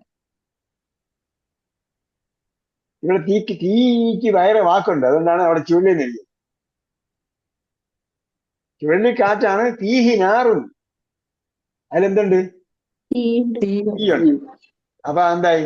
ഈഷാറും തീഹി നാറും എന്ന് പറഞ്ഞപ്പോ എന്തായി? തീക്കാറ്റ്. അപ്പൊ തീക്കാറ്റ് ബാധിച്ചു. എന്ന് പറഞ്ഞാൽ കത്തി നശിച്ചു. കേട്ടാ, മലയാളത്തിൽ നമ്മള് കത്തി അമർന്നു എന്നൊക്കെ പറയുമല്ലോ, ആ അർത്ഥമാണ് എഹ്തറക്കത്ത്. ആ ജന്നത്ത് എന്തായി? ആ എസ്റ്റേറ്റ് കത്തി നശിച്ചു. എഹ്തറക്കത്ത് ജന്നത്ത് ആയതുകൊണ്ടാണ്. എഹ്തറക്കത്ത്, അങ്ങനെ അത് കത്തി നശിച്ചു. എന്താ പറഞ്ഞത്? ആ ജന്മിക്ക് എസ്റ്റേറ്റ് ഉണ്ട്. ആ എസ്റ്റേറ്റിന്റെ താഴ്ഭാഗത്തുകൂടി നദി ഒഴുകുന്നു. എന്ന് പറഞ്ഞാൽ അയാൾ ജലസേചനത്തിന് വേറെ എവിടെയും പോകണ്ട, ഇഷ്ടംപോലെ വെള്ളമുണ്ട് അവിടെ. മാത്രമല്ല അത് നയനാനന്ദകരമാണ്. ആ മുകളിലെ എസ്റ്റേറ്റിന്റെ മുകളിൽ ഇരുന്ന് നോക്കിയാൽ താഴ്ഭാഗത്ത് നദി ഒഴുകുക എന്ന് പറയുന്ന ഒരു ഭയങ്കര സംഭവമാണ്. അവിടെ നിന്ന് വെള്ളം പമ്പ് ചെയ്യാൻ എളുപ്പമാണ്, വെള്ളം കോരി നനയ്ക്കാൻ എളുപ്പമാണ്. കൃഷിക്ക് എല്ലാ ഇനത്തിലുള്ള ഒട്ടനവധി ഫലങ്ങൾ അവിടെ ലഭിച്ചുകൊണ്ടിരിക്കുന്നു. അങ്ങനെ അയാള് യഥേഷ്ടം വിളവ് ലഭിച്ചുകൊണ്ടിരിക്കുന്നുണ്ട്. അതേപോലെ അയാൾക്ക് പറക്കം പറ്റാത്ത, പ്രാപ്തി എത്താത്ത, പ്രായപൂർത്തി എത്താത്ത, സ്വന്തം കാലിൽ നിൽക്കാൻ പറ്റാത്ത മക്കളുണ്ടായിരിക്കെ അസാബഹ, ആ എസ്റ്റേറ്റിനെ തീക്കാറ്റ് ബാധിച്ചു. അങ്ങനെ അത് കത്തി അമർന്നു. അപ്പൊ എന്തായിരിക്കും അയാളുടെ മക്കളുടെ അവസ്ഥ? ഒന്നുമില്ല. മക്കളെല്ലാം പിന്നെ എന്തായിരിക്കും? അശരണരായി മാറും. അവർക്ക് യാതൊരു ഗത്യം തെളിമില്ലാതെ ആയി മാറും. ഇതുപോലെ ആകാൻ നിങ്ങൾ ആരെങ്കിലും ഉദ്ദേശിക്കുന്നുണ്ടോ എന്നാണ്. എന്ന് പറഞ്ഞാൽ നമ്മുടെ കയ്യിൽ ഒരുപാട് പണമുണ്ട്, പോക്കറ്റ് നിറയെ പണം, വാലറ്റ് നിറയെ പണം, ബാങ്കില് ആവശ്യമുള്ള ഡെപ്പോസിറ്റ്, പിന്നെ അതേപോലെ നമ്മൾ ഓൺലൈൻ പേയ്മെന്റ് ഒക്കെ നടത്തുന്ന അതില് മണി ഇഷ്ടം പോലെ കാശുണ്ട്. അതേപോലെ എന്തുണ്ട്? നമുക്ക് എല്ലാ ഇനത്തിലുള്ള ഫലങ്ങളും ലഭിക്കുന്നുണ്ട്, എസ്റ്റേറ്റ് ഉണ്ട്, അതുപോലുള്ള എല്ലാം നമുക്ക് പണമൊക്കെ നമ്മുടെ കയ്യിൽ ഉണ്ട്. ഈ പണം നമ്മൾ എന്ത് ചെയ്യുന്നു? ചെലവഴിച്ചുകൊണ്ടേയിരിക്കുന്നു. പണം ചെലവഴിച്ചുകൊണ്ടേയിരിക്കുന്നു. ആ പണം ചെലവഴിച്ചുകൊണ്ടേ ഇരുന്നത് അതെല്ലാം അങ്ങ് നിന്നുപോയി അതിന് യാതൊരു റിസൾട്ടും കിട്ടുന്നില്ല എന്നാണെങ്കിൽ എന്തായിരിക്കും അത് ചെലവഴിച്ച ആളിന്റെ അവസ്ഥ എന്ന് പറഞ്ഞത് പോലെയാണിത്. അവന്റെ പണമെല്ലാം എന്തായി, ഒരു സൂനമി വന്നു. സൂനമി വന്നപ്പോ എന്തായി, എല്ലാം തകർന്നു പോയില്ലേ? ആ പണം എങ്ങോട്ട് ഒലിച്ചു പോയെന്നറിയില്ല. അല്ലെങ്കിൽ വേൾഡ് ട്രേഡ് സെന്റർ തകർന്നു പോയ എന്തായി, തകർന്നു പോയി. എന്താണ്, ആയിരക്കണക്കിന് സാമ്പത്തിക അല്ലെങ്കിൽ ധനകാര്യ സ്ഥാപനങ്ങൾ ഉണ്ടായിരുന്ന സ്ഥലമാണ് വേൾഡ് ട്രേഡ് സെന്റർ അല്ലേ? ആ വേൾഡ് ട്രേഡ് സെന്റർ തകർന്നപ്പോഴത്തേക്ക് എന്തായി, അവർ എവിടെ പോയിട്ടാ ക്ലെയിം ചെയ്യുക? പണം, എന്റെ പണം കിട്ടണം എന്ന് ആരോട് പോയിട്ടാണ് ചോദിക്കുക? ആ സ്ഥാപനം തന്നെ ഇല്ല. അത് പിന്നെ എവിടെ പോയിട്ട് ആർക്കെതിരെ പരാതി കൊടുക്കും? ഒന്നുമില്ല. അപ്പൊ അയാളെ പോലെ അയാളുടെ അവസ്ഥ എന്തായിരിക്കും? അതുപോലെയാണ് അള്ളാന്റെ മാർഗത്തിൽ പണം ചെലവഴിക്കുകയും എന്നിട്ട് പിന്നീട് എടുത്തു പറയുകയോ മന്നൻ അതൻ ദ്രോഹിക്കുകയോ ചെയ്യുന്നതിന്റെ ഉപമ എന്നാണ് പറഞ്ഞത്. അയബദ്ധ അഹദക്കും എന്ന് ചോദിച്ചു, നിങ്ങൾ ആരെങ്കിലും അങ്ങനെ ആകാൻ ഉദ്ദേശിക്കുന്നുണ്ടോ? അപ്രകാരമാണ് അള്ളാഹ് നിങ്ങൾക്ക് എക്സ്പ്ലെയിൻ ചെയ്ത് തരുന്നത്, യുബയ്യിനു വ്യക്തമാക്കി തരുന്നത്. അൽ ആയാത്ത് സുക്തങ്ങളെ, ദൃഷ്ടാന്തങ്ങളെ, സുക്തങ്ങൾ. ഇതിനു വേണ്ടി ലഅല്ലക്കും തതഫക്കറൂൻ, നിങ്ങൾ ചിന്തിച്ച് പാഠം ഉൾക്കൊള്ളുന്നതിന് വേണ്ടി. ലഅല്ല എന്ന് പറഞ്ഞാൽ ആകുന്നതിന് വേണ്ടി, ലഅല്ലക്കും നിങ്ങൾ ആകുന്നതിന് വേണ്ടി. തതഫക്കറൂൻ ചിന്തിക്കുന്നവർ. തതഫക്കറൂൻ എന്ന് പറഞ്ഞാൽ നിങ്ങൾ ചിന്തിക്കുന്നതാണ്. ലഅല്ലക്കും തതഫക്കറൂൻ നിങ്ങൾ ചിന്തിക്കുന്നവരാകുന്നതിന്. യാ അയ്യുഹല്ലദീന ആമനൂ എന്നിട്ട് പറയുകയാണ്, വിശ്വാസികളെ, അൻഫിഖൂ ചെലവഴിച്ചോളയും. അൻഫിഖൂ ചെലവഴിച്ചോളയും എന്ന് പറഞ്ഞാൽ എന്താ? കമാൻഡാണ്, നിർബന്ധമായ കൽപ്പനയാണ്. എവിടെ നിന്നാണ് ചെലവഴിക്കേണ്ടത്? മിൻ തയ്യിബാത്ത്, from the good things, from the good things. നമ്മളെ എസ്റ്റേറ്റിൽ നിന്ന് വിളവെടുപ്പ് നടത്തിയപ്പോ അതിന് നമ്മൾ ഇനം തിരിക്കുമല്ലോ. വിളവിന് ഇനം തിരിച്ചിട്ടാണ് എന്ത് ചെയ്യുന്നത്? കാറ്റഗറൈസ് ചെയ്തിട്ടാണ് സെയിൽ നടത്തുന്നത്. ഫസ്റ്റ് ക്വാളിറ്റി, സെക്കൻഡ് ക്വാളിറ്റി, പിന്നെ താഴോട്ടുള്ള ക്വാളിറ്റി, താഴോട്ടുള്ള ക്വാളിറ്റി. ഏതിനം പോയാലും അതുണ്ടാവും. പക്ഷെ നമ്മുടെ നാട്ടിൽ പലപ്പോഴും വിളവെടുപ്പ് നടത്തിയിട്ട് സെയിൽ നടത്തുമ്പോൾ കാറ്റഗറൈസ് ചെയ്യാതെ സെയിൽ നടത്തും. അപ്പോഴാണ് അതിൽ പതിരുണ്ടാവും, കല്ലുണ്ടാവും, അരിയിൽ തന്നെ നെല്ലും ഉണ്ടാവും, പതിരും ഉണ്ടാവും, കല്ലും ഒക്കെ ഉണ്ടാവും, എല്ലാം കൂടെ അടങ്ങിയിട്ടുണ്ടാവും. കാറ്റഗറൈസ് ചെയ്താൽ, സെഗ്രിഗേറ്റ് ചെയ്ത് കഴിഞ്ഞാൽ നല്ല ഇനം വേറെയും അതിന്റെ താഴെയുള്ള ഇനം വേറെയും അതിന്റെ താഴെയുള്ള ഇനം വേറെയും. അപ്പൊ ഏതിനാണ് നമ്മൾ കൊടുക്കേണ്ടത്? ഫസ്റ്റ് ക്വാളിറ്റിനാണോ സെക്കൻഡ് ക്വാളിറ്റിനാണോ? First quality. ഫസ്റ്റ് ക്വാളിറ്റി എന്നാണ് എന്ത് ചെയ്യേണ്ടത്? നമ്മൾ ദാനം ചെയ്യേണ്ടത്. അല്ലാതെ സെക്കൻഡ് ക്വാളിറ്റി മാറ്റി വെച്ചിരിക്കുന്നത് നല്ല കൊടുക്കും. നമ്മൾ എപ്പോഴും ഇതിന് വില കിട്ടൂല, അതുകൊണ്ട് എന്ത് ചെയ്യാം, ഇത് നമുക്ക് ആർക്കെങ്കിലും ഗിഫ്റ്റ് ആയിട്ട് കൊടുക്കാൻ പറ്റും. അല്ലെങ്കിൽ ഗിഫ്റ്റും സദക്കയും വ്യത്യാസമുണ്ട് കേട്ടോ. ഉള്ളവന് തന്നെ കൊടുക്കും, അതാണ് ഗിഫ്റ്റ്. ഇല്ലാത്തവന് കൊടുക്കുന്നതാണ് സദക്ക. ഉള്ളവനും കൊടുക്കാം, നമുക്ക് ബന്ധം ഊഷ്മളമാക്കുന്നതിനും ഊട്ടിയുറപ്പിക്കുന്നതിനും വേണ്ടി നമുക്ക് കൊടുക്കാം. അതെന്താണ്? അത് ഗിഫ്റ്റ് കൊടുത്തെന്ന് കണക്കാക്കിയാണ്.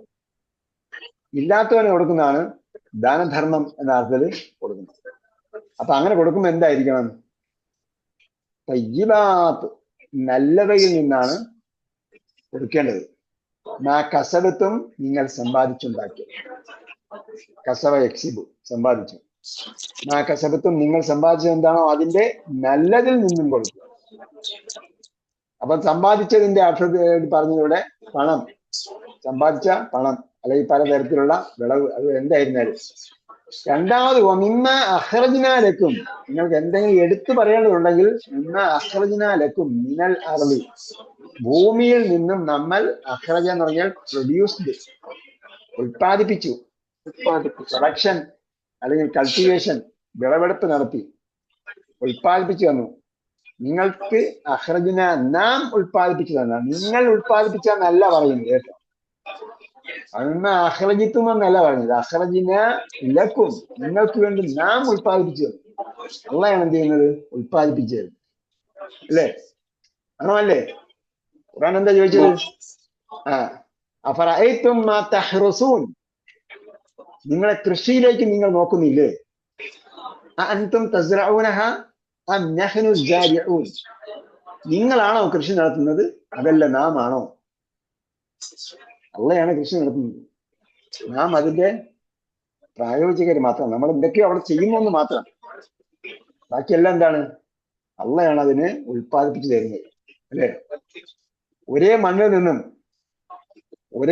നിന്നും ഓറഞ്ചും മുന്തിരിയും ആപ്പിളും സപ്പോർട്ടയും മാങ്ങയും വിവിധ ഇനം മാങ്ങകൾ, നമ്മൾ തമറില് ഡേറ്റ്സിൽ അല്ലെങ്കിൽ ഈത്തപ്പഴത്തിൽ വിവിധ ഇനമുണ്ട്. അതേപോലെ മാങ്ങയിൽ നമുക്ക് അറിയാം വിവിധ ഇനങ്ങളുണ്ട്. വിവിധ ഇനം മാങ്ങകളും വിവിധ ഇനം ചക്കകളും, വരിക്കച്ചക്കയും അല്ലാത്ത ചക്കയും അതിൽ നിന്ന് ഉൽപ്പാദിപ്പിച്ചു. ഒരേ മണ്ണാണ്. അല്ലേ? ഖുർആന്റെ ഒരു സ്ഥലത്ത് പറയുന്നില്ല, ആയത്തെ ഞാൻ ഓർക്കുന്നില്ല.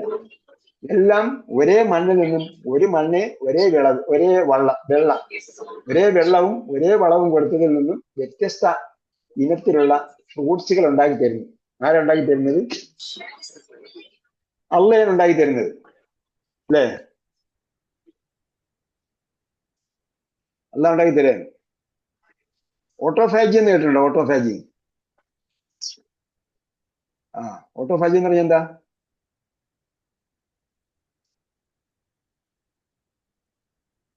ഓരോ സന്ദർഭത്തിലും ആവശ്യമുള്ള ഇനത്തിലേക്ക് എന്ത് ചെയ്യാണ്? അതിന്റെ ഇത് മാറ്റുകയാണ്. പൊട്ടാസ്യം ആവശ്യമാകുമ്പം പൊട്ടാസ്യം കൊടുക്കും, മഗ്നീഷ്യം ആവശ്യമാകുമ്പോൾ മഗ്നീഷ്യം കൊടുക്കും. ചക്കയ്ക്ക് എന്താണ് ആവശ്യം? അതല്ല എന്താ പറയാ, കസ്റ്റാർഡ് ആപ്പിളിന് ആവശ്യമുള്ളത്. വരിക്കച്ചക്കയ്ക്ക് ആവശ്യമുള്ളതല്ല കസ്റ്റാർഡ് ആപ്പിളിന് ആവശ്യമുള്ളത്. കസ്റ്റാർഡ് ആപ്പിളിന് ആവശ്യമുള്ളതല്ല മാങ്ങയ്ക്ക് ആവശ്യമുള്ളത്. മാങ്ങയ്ക്ക് ആവശ്യമുള്ളതല്ല തെങ്ങിന് ആവശ്യമുള്ളത്. ഒരേ എസ്റ്റേറ്റിൽ തന്നെ കസ്റ്റാർഡ് ആപ്പിൾ ഉണ്ടാവും, അതേപോലെ മാങ്ങ ഉണ്ടാവും, തേങ്ങ ഉണ്ടാവും, വിവിധ ഇനം തേങ്ങകളുണ്ടാവും, വിവിധ ഇനം മാങ്ങകളുണ്ടാവും, വിവിധ ഇനം എന്താ പറയാ ചക്കകളുണ്ടാകും. ഇതെല്ലാം ഉണ്ടാകുന്ന ഒരേ ഇതാണ്. അപ്പൊ ഓരോ വൃക്ഷത്തിനും ആവശ്യമായ മൂലകങ്ങൾ കൊടുക്കുകയാണ് ചെയ്യുന്നത്. അപ്പൊ അതാരാ കൊടുക്കുന്നത്? ഓട്ടോഫാജിയെ കുറിച്ച് പറഞ്ഞിരിക്കുന്നത് അത് തെളിയിക്കപ്പെടാത്ത സിദ്ധാന്തം എന്നാണ്. എന്താ തെളിയിക്കാൻ കഴിയാത്തവർക്ക്? ആരാണ് ചെയ്യുന്നതെന്ന് അറിയില്ല, എങ്ങനെയാണ് ഉണ്ടാകുന്നതെന്ന് അറിയില്ല. അത് ചിന്തിക്കേണ്ട, പഠിക്കേണ്ട ഒരു വിഷയമാണ്. ഓരോ വൃക്ഷങ്ങൾക്കും ആവശ്യമായ മൂലകം ലഭിക്കുന്നുണ്ട്. എങ്ങനെ ലഭിക്കുന്നു? ഒരേ മണ്ണ് ഒരേ വളം. എങ്ങനെ ലഭിക്കുന്നു? അതാണ് ഖാലിഖിന്റെ പ്രത്യേകത എന്ന് പറയുന്നത്. അപ്പോ അതുകൊണ്ടാണ് ഇന്ന് അഖ്റജിന ലക്കും, നിങ്ങൾക്ക് വേണ്ടി നാം പ്രൊഡ്യൂസ് ചെയ്തു തന്ന വിളവിൽ നിന്ന്, മിനൽ ഭൂമിയിൽ നിന്നുള്ള വിളവ്. നിങ്ങൾ സമ്പാദിച്ച ഏത് രീതിയിൽ സമ്പാദിച്ചതാണെങ്കിലും അപ്പൊ ആ സമ്പാദിച്ചെല്ലാം പണമായിട്ടായിരിക്കണം. പണമായിരുന്നാലും കാർഷിക ഉൽപ്പന്നങ്ങളായിരുന്നാലും അതിൽ നിന്നും നല്ലതായ കാര്യങ്ങളാണ് നിങ്ങൾ കൊടുക്കേണ്ടത്. ലാ തയമ്മമുൽ ഖബീസ്. തയമ്മം എന്ന് പറഞ്ഞാൽ എന്താ? തയമ്മം ഉദ്ദേശിച്ചു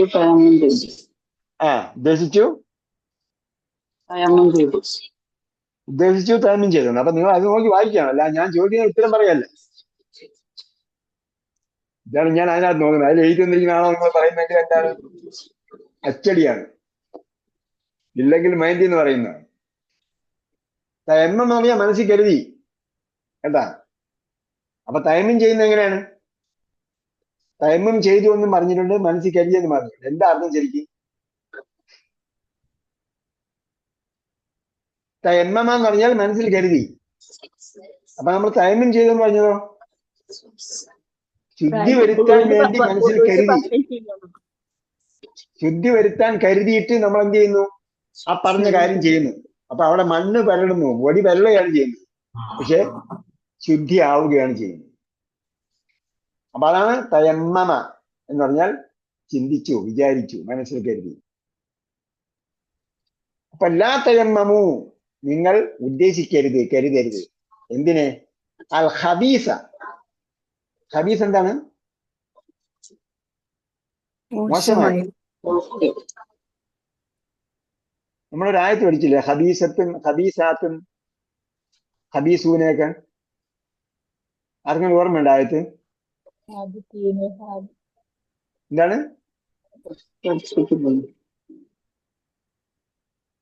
അൽ ഖബീസാത്തു ലിൽ ഖബീസീൻ വൽ ഖബീസൂന ലിൽ ഖബീസാത്ത്. എന്താണ് ആയത്തിന്റെ വിഷയം എന്ന് ഓർമ്മയുണ്ടോ?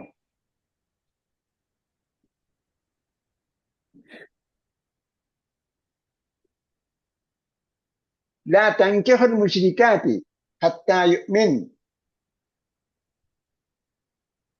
لا تنكحوا المشركات حتى يؤمن. മുഅ്മിനാകുന്നത് വരെ നിക്കാഹ് ചെയ്യരുത്. ഈ സൂറത്ത് തന്നെ പഠിച്ചില്ലേ? ആ, മുഅ്മിനാകുന്നവരെയല്ല, മുഅ്മിനത്താകുന്നവരെ, സ്ത്രീകളെ, പെണ്ണുങ്ങളെ നിങ്ങൾ കല്യാണം കഴിക്കരുത്. ബഹുദൈവ വിശ്വാസിനികളെ കല്യാണം കഴിക്കരുത്. വല തുൻകിഹുൽ മുശ്രിക്കീന ഹത്താ യുഅ്മിനു. ഓക്കെ, അപ്പൊ അവിടെ പറയുന്നുണ്ട് അൽ ഖബീസാത്തു ലിൽ ഖബീസീൻ, അൽ ഖബീസാത്തു ലിൽ ഖബീസീൻ. മ്ലേച്ഛമായവർ അല്ലെങ്കിൽ മോശമായ സ്ത്രീകൾ മോശമായ ആണുങ്ങൾക്കുള്ളതാണ്, മോശമായ ആണുങ്ങൾ മോശമായ പെണ്ണുങ്ങൾക്കുള്ളതാണ്. അപ്പൊ അത് ആ വാക്കാണ് ഇവിടെ ഉള്ളത്. അൽ ഖബീസ്, ലാ തയമ്മമുൽ ഖബീസ, മോശമായതിനെ നിങ്ങൾ ഉദ്ദേശിക്കരുത്. മിൻഹു, അതിൽ നിന്ന്. ഏതിൽ നിന്ന്? മിൻ ദാലിക്കൽ കസ്ബി, അതിൽ എന്താ പറയാ, അസമറാത്ത്, ഭൂമിയിൽ നിന്ന് നാം ഉൽപ്പാദിപ്പിച്ചു തന്നതിലും അതേപോലെ നിങ്ങൾ സമ്പാദ്യത്തിൽ നിന്നും നിങ്ങൾ മോശമായതിനെ ഉദ്ദേശിക്കരുത്. തുൻഫിഖൂന, ചിലവഴിച്ചുകൊണ്ട്. അതിനെ നിങ്ങൾ ചിലവഴിക്കരുത്, മോശമായതിനെ നിങ്ങൾ ചിലവഴിക്കാൻ ഉദ്ദേശിക്കരുത്. വലസ്തും, ലസ്തും എന്ന് പറഞ്ഞാൽ എന്താ അർത്ഥം? ലസ്തും, നിങ്ങളല്ല. നിങ്ങളല്ല. അതിന്റെ ഒന്നാമത്തെ രൂപം എന്താണ്? ലസ്തുവിന്റെ ഒന്നാമത്തെ രൂപം ലൈസ. അതിന്റെ മുളാരി എന്താണ്? ലൈസു, ലൈസ്, ലസ്ത. ലൈസയുടെ മുളാരിയാണ് ലസ്ത. അല്ല, ലൈസ ലില്ലൈസ, ലൈസ ലില്ലൈസ മുളാരിഉൻ. ലൈസ ലില്ലൈസ മുളാരിഉൻ. മനസ്സിലായത്? ലൈസയ്ക്ക് മുളാരി ഇല്ല. ലൈസയ്ക്ക് മുളാരി ഇല്ല. അതുകൊണ്ടാണ് ലൈസ ലൈസു, ലസ്ത ലസ്തും, ലസ്തു ലസ്ന, ഹിയ ലൈസത്ത്. ഇത്രയും മാത്രമേ നമ്മൾ പഠിച്ചത്. ഓക്കെ, ലൈസയ്ക്ക് മുളാരി ഇല്ല, ജദറുവിന് മാളിയും ഇല്ല എന്നാണ്. വദീറ യദർ നമ്മൾ പറയുമെങ്കിലും വദീറ യദറുവിന്റെ മാളി ഉപയോഗിക്കുന്നില്ല, അതേപോലെ ലൈസയുടെ മുളാരിയും ഉപയോഗിക്കുന്നില്ല.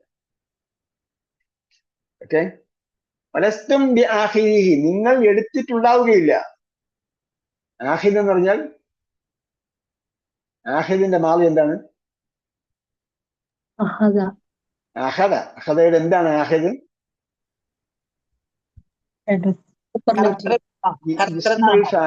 ഇസ്മുൽ ഫാഇൽ, കർത്തൃനാമം. ഇസ്മുൽ ഫാഇൽ, കർത്തൃനാമം.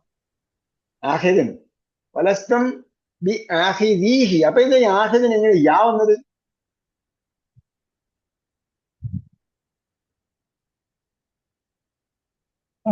ആഖിദിന്റെ ബഹുവചനം എന്താണ്?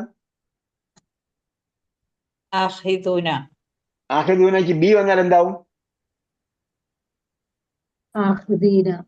ആഖിദീന.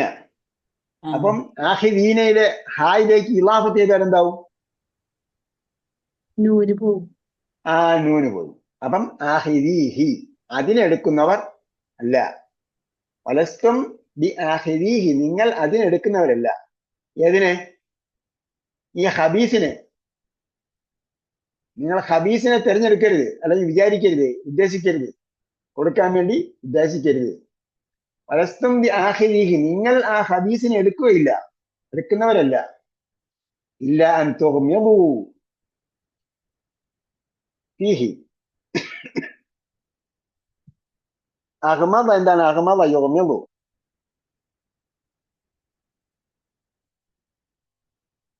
അഹ്മദ യുഗ്മിദു, കണ്ണ് ജിന്നി. അഹ്മദ എന്ന് പറഞ്ഞാൽ കണ്ണ് ജിന്നി. നിങ്ങൾ അവിടെ പരിഭാഷ വെച്ച് വായിക്കുന്നുണ്ടോ? വെറു കിട്ടിയല്ലോ നിങ്ങൾക്ക്.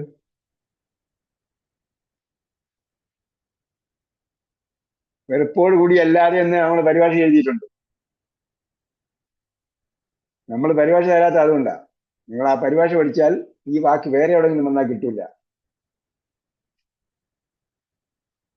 അഹ്മദ എന്ന് പറഞ്ഞാൽ കണ്ണ് ചിമ്മി.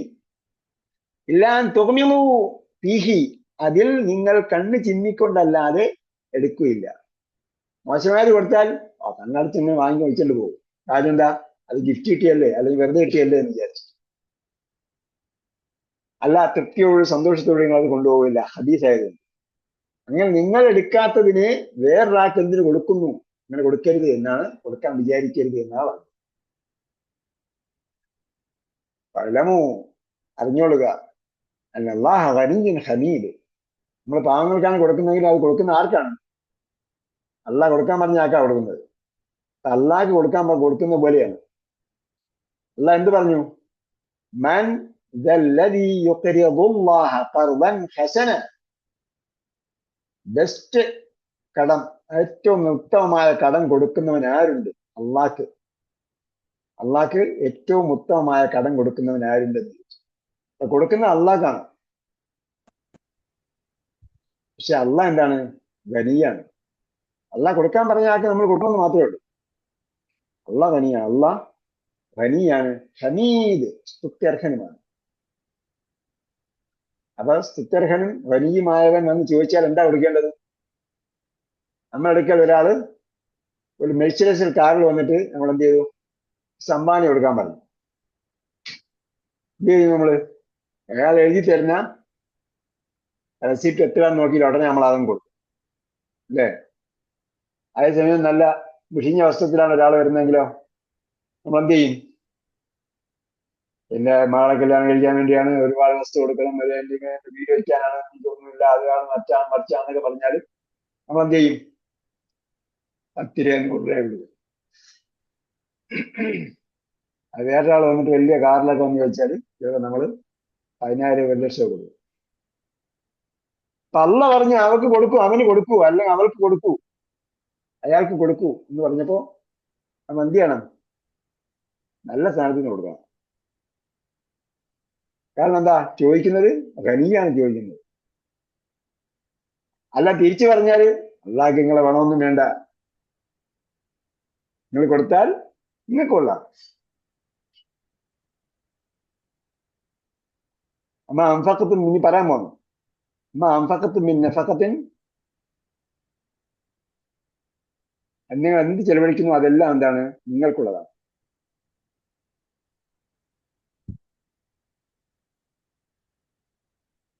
നിങ്ങൾ എന്ത് ചെലവഴിക്കുന്നു അതെല്ലാം നിങ്ങൾക്കുള്ളതാണ്, അള്ളാഹ്ക്കൊന്നും വേണ്ട. അതുകൊണ്ടാണ് പറഞ്ഞത് ഇന്നല്ലാഹ ഫഖീറുൻ വനഹ്നു അഗ്നിയാ എന്ന് പറഞ്ഞില്ലേ? ദൂതന്മാർ പറഞ്ഞതിനെ അള്ളാഹ് ഖണ്ഡിച്ചതുകൊണ്ടാണ്. മൻദല്ലദീ യഖ്രിദുല്ലാഹ ഖർദൻ ഹസന എന്ന് പറയുമ്പോൾ അള്ളാഹ് ദരിദ്രനാണ്, അതുകൊണ്ട് അള്ളാഹ്ക്ക് കടം കൊടുക്കാൻ പറഞ്ഞത്. യഹൂദു യദുല്ലാഹി മഗ്ലൂല, അള്ളാഹിന്റെ കൈ ബന്ധിക്കപ്പെട്ടിരിക്കുന്നൊക്കെ പറഞ്ഞു. അതൊക്കെ അവര് അള്ളാഹ് എന്ത് ചെയ്തിട്ടുണ്ട്? ശക്തമായി വിമർശിച്ചിട്ടുണ്ട്. അള്ളാഹ് ഗനിയാണ് എന്ന് നിങ്ങൾ അറിഞ്ഞുകൊള്ളുക. അലമു അന്നല്ലാഹ ഗനിയ്യുൻ ഹമീദ്. അള്ളാഹ് ഗനിയാണ്, മാത്രമല്ല സ്തുത്യർഹൻ എന്ന് പറഞ്ഞാൽ സമ്പന്നനുമാണ്. സമ്പന്നനായിട്ട് പിന്നെ അവൻ ലുബ്ധനായിട്ടൊന്നും ചോദിക്കല്ല. സമ്പന്നനാണ്, എന്നിട്ട് ഉള്ളത് ചെലവഴിക്കാതെ കൊടുക്കുകയുമല്ല. മറിച്ച് എന്താണ്? ഹമീദ്, സ്തുത്യർഹനാണ്, നല്ല മഹത്തായ മഹത് വ്യക്തിത്വമാണ്. ചെലവഴിക്കാതെ വന്നിട്ട് ചോദിക്കല്ല. അതിനടുത്തുണ്ട്, അതിനടുത്ത് അങ്ങോട്ട് കൊടുക്കുന്നതിന് പകരം എന്ത് ചെയ്യാണ്? നമ്മളെ കൊണ്ട് കൊടുപ്പിക്കുകയാണ്. അപ്പൊ നമുക്ക് എന്ത് കിട്ടും? നമ്മളെ ലുബ്ധിൽ നിന്നും മോചനം കിട്ടും അല്ലേ? മൻ യൂഖ ശുഹ നഫ്സിഹി പിന്നെന്താണ്? ഫഉലൈക ഹുമുൽ മുഫ്ലിഹൂൻ. അപ്പം തന്റെ ആത്മാവിന്റെ ലുബ്ധിൽ നിന്നും ആരെങ്കിലും സൂക്ഷിക്കപ്പെടുന്നു, യൂഖ ശുഹ നഫ്സിഹി ഫഉലൈക ഹുമുൽ മുഫ്ലിഹൂൻ, അവനാണ് സക്സസ്ഫുൾ പേഴ്സൺ. വിജയിച്ച എന്താ പറയാ, സംരംഭകർ എന്ന് പറയുമല്ലോ, വിജയികളായ സംരംഭകർ, സക്സസ്ഫുൾ എന്റർപ്രണേഴ്സ് ആരാണ്? യൂഖ ശുഹ നഫ്സിഹി, മനസ്സിന്റെ തന്റെ സ്വന്തത്തിന്റെ ലുബ്ധിൽ നിന്നും മോചിപ്പിക്കപ്പെട്ട അവനാണ്. അപ്പൊ അതിനുവേണ്ടിയാണ് ഒന്നാമത് എന്ത് ചെയ്യുന്നത്? നമ്മളടുത്ത് ചിലവഴിക്കാൻ പറയുന്നത്. രണ്ടാമത് എന്ത് ചെയ്യാൻ വേണ്ടിയാണ്? പണം എന്ത് ചെയ്യാൻ? ഒരു സ്ഥലത്ത് കുന്നുകൂടി കിടക്കാൻ പാടില്ല. ഇതാണ് ഇസ്ലാമിന്റെ സാമ്പത്തിക ശാസ്ത്രത്തിന്റെ അടിസ്ഥാന സിദ്ധാന്തം. പണം ഒരാളുടെ കയ്യിൽ കുന്നുകൂടി കിടന്നാൽ എന്തുണ്ടാകും?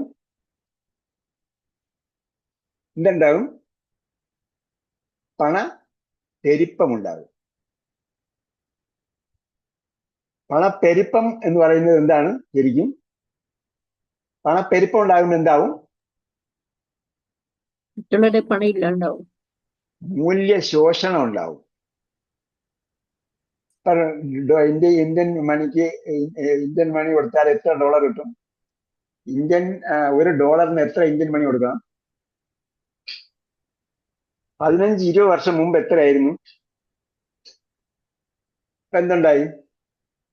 പണപ്പെരുപ്പം ഉണ്ടായി, പണം അധികമായി. അപ്പൊ സാമ്പത്തിക ശാസ്ത്രജ്ഞർ പറയുന്ന അതാണ്, പണപ്പെരുപ്പം ഉണ്ടാകും. പണപ്പെരുപ്പം ഉണ്ടാകുമ്പോൾ എത്ര പണം കൊടുത്താലും നമുക്ക് ആവശ്യത്തിന് സാധനം കിട്ടാതെ. മറിച്ച് എന്ത് ചെയ്യണം? പണം എന്ത് ചെയ്യണം? റൊട്ടേറ്റ് ചെയ്തുകൊണ്ടേയിരിക്കണം.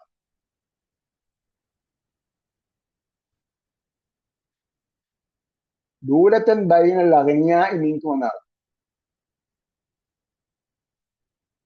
പണം അതെന്താണ്? അത് സമ്പന്നരുടെ മേൽ മാത്രം കെട്ടിക്കിടക്കാതെ ആ പണം സർക്കുലേറ്റ് ചെയ്തുകൊണ്ടിരിക്കുകയാണ്.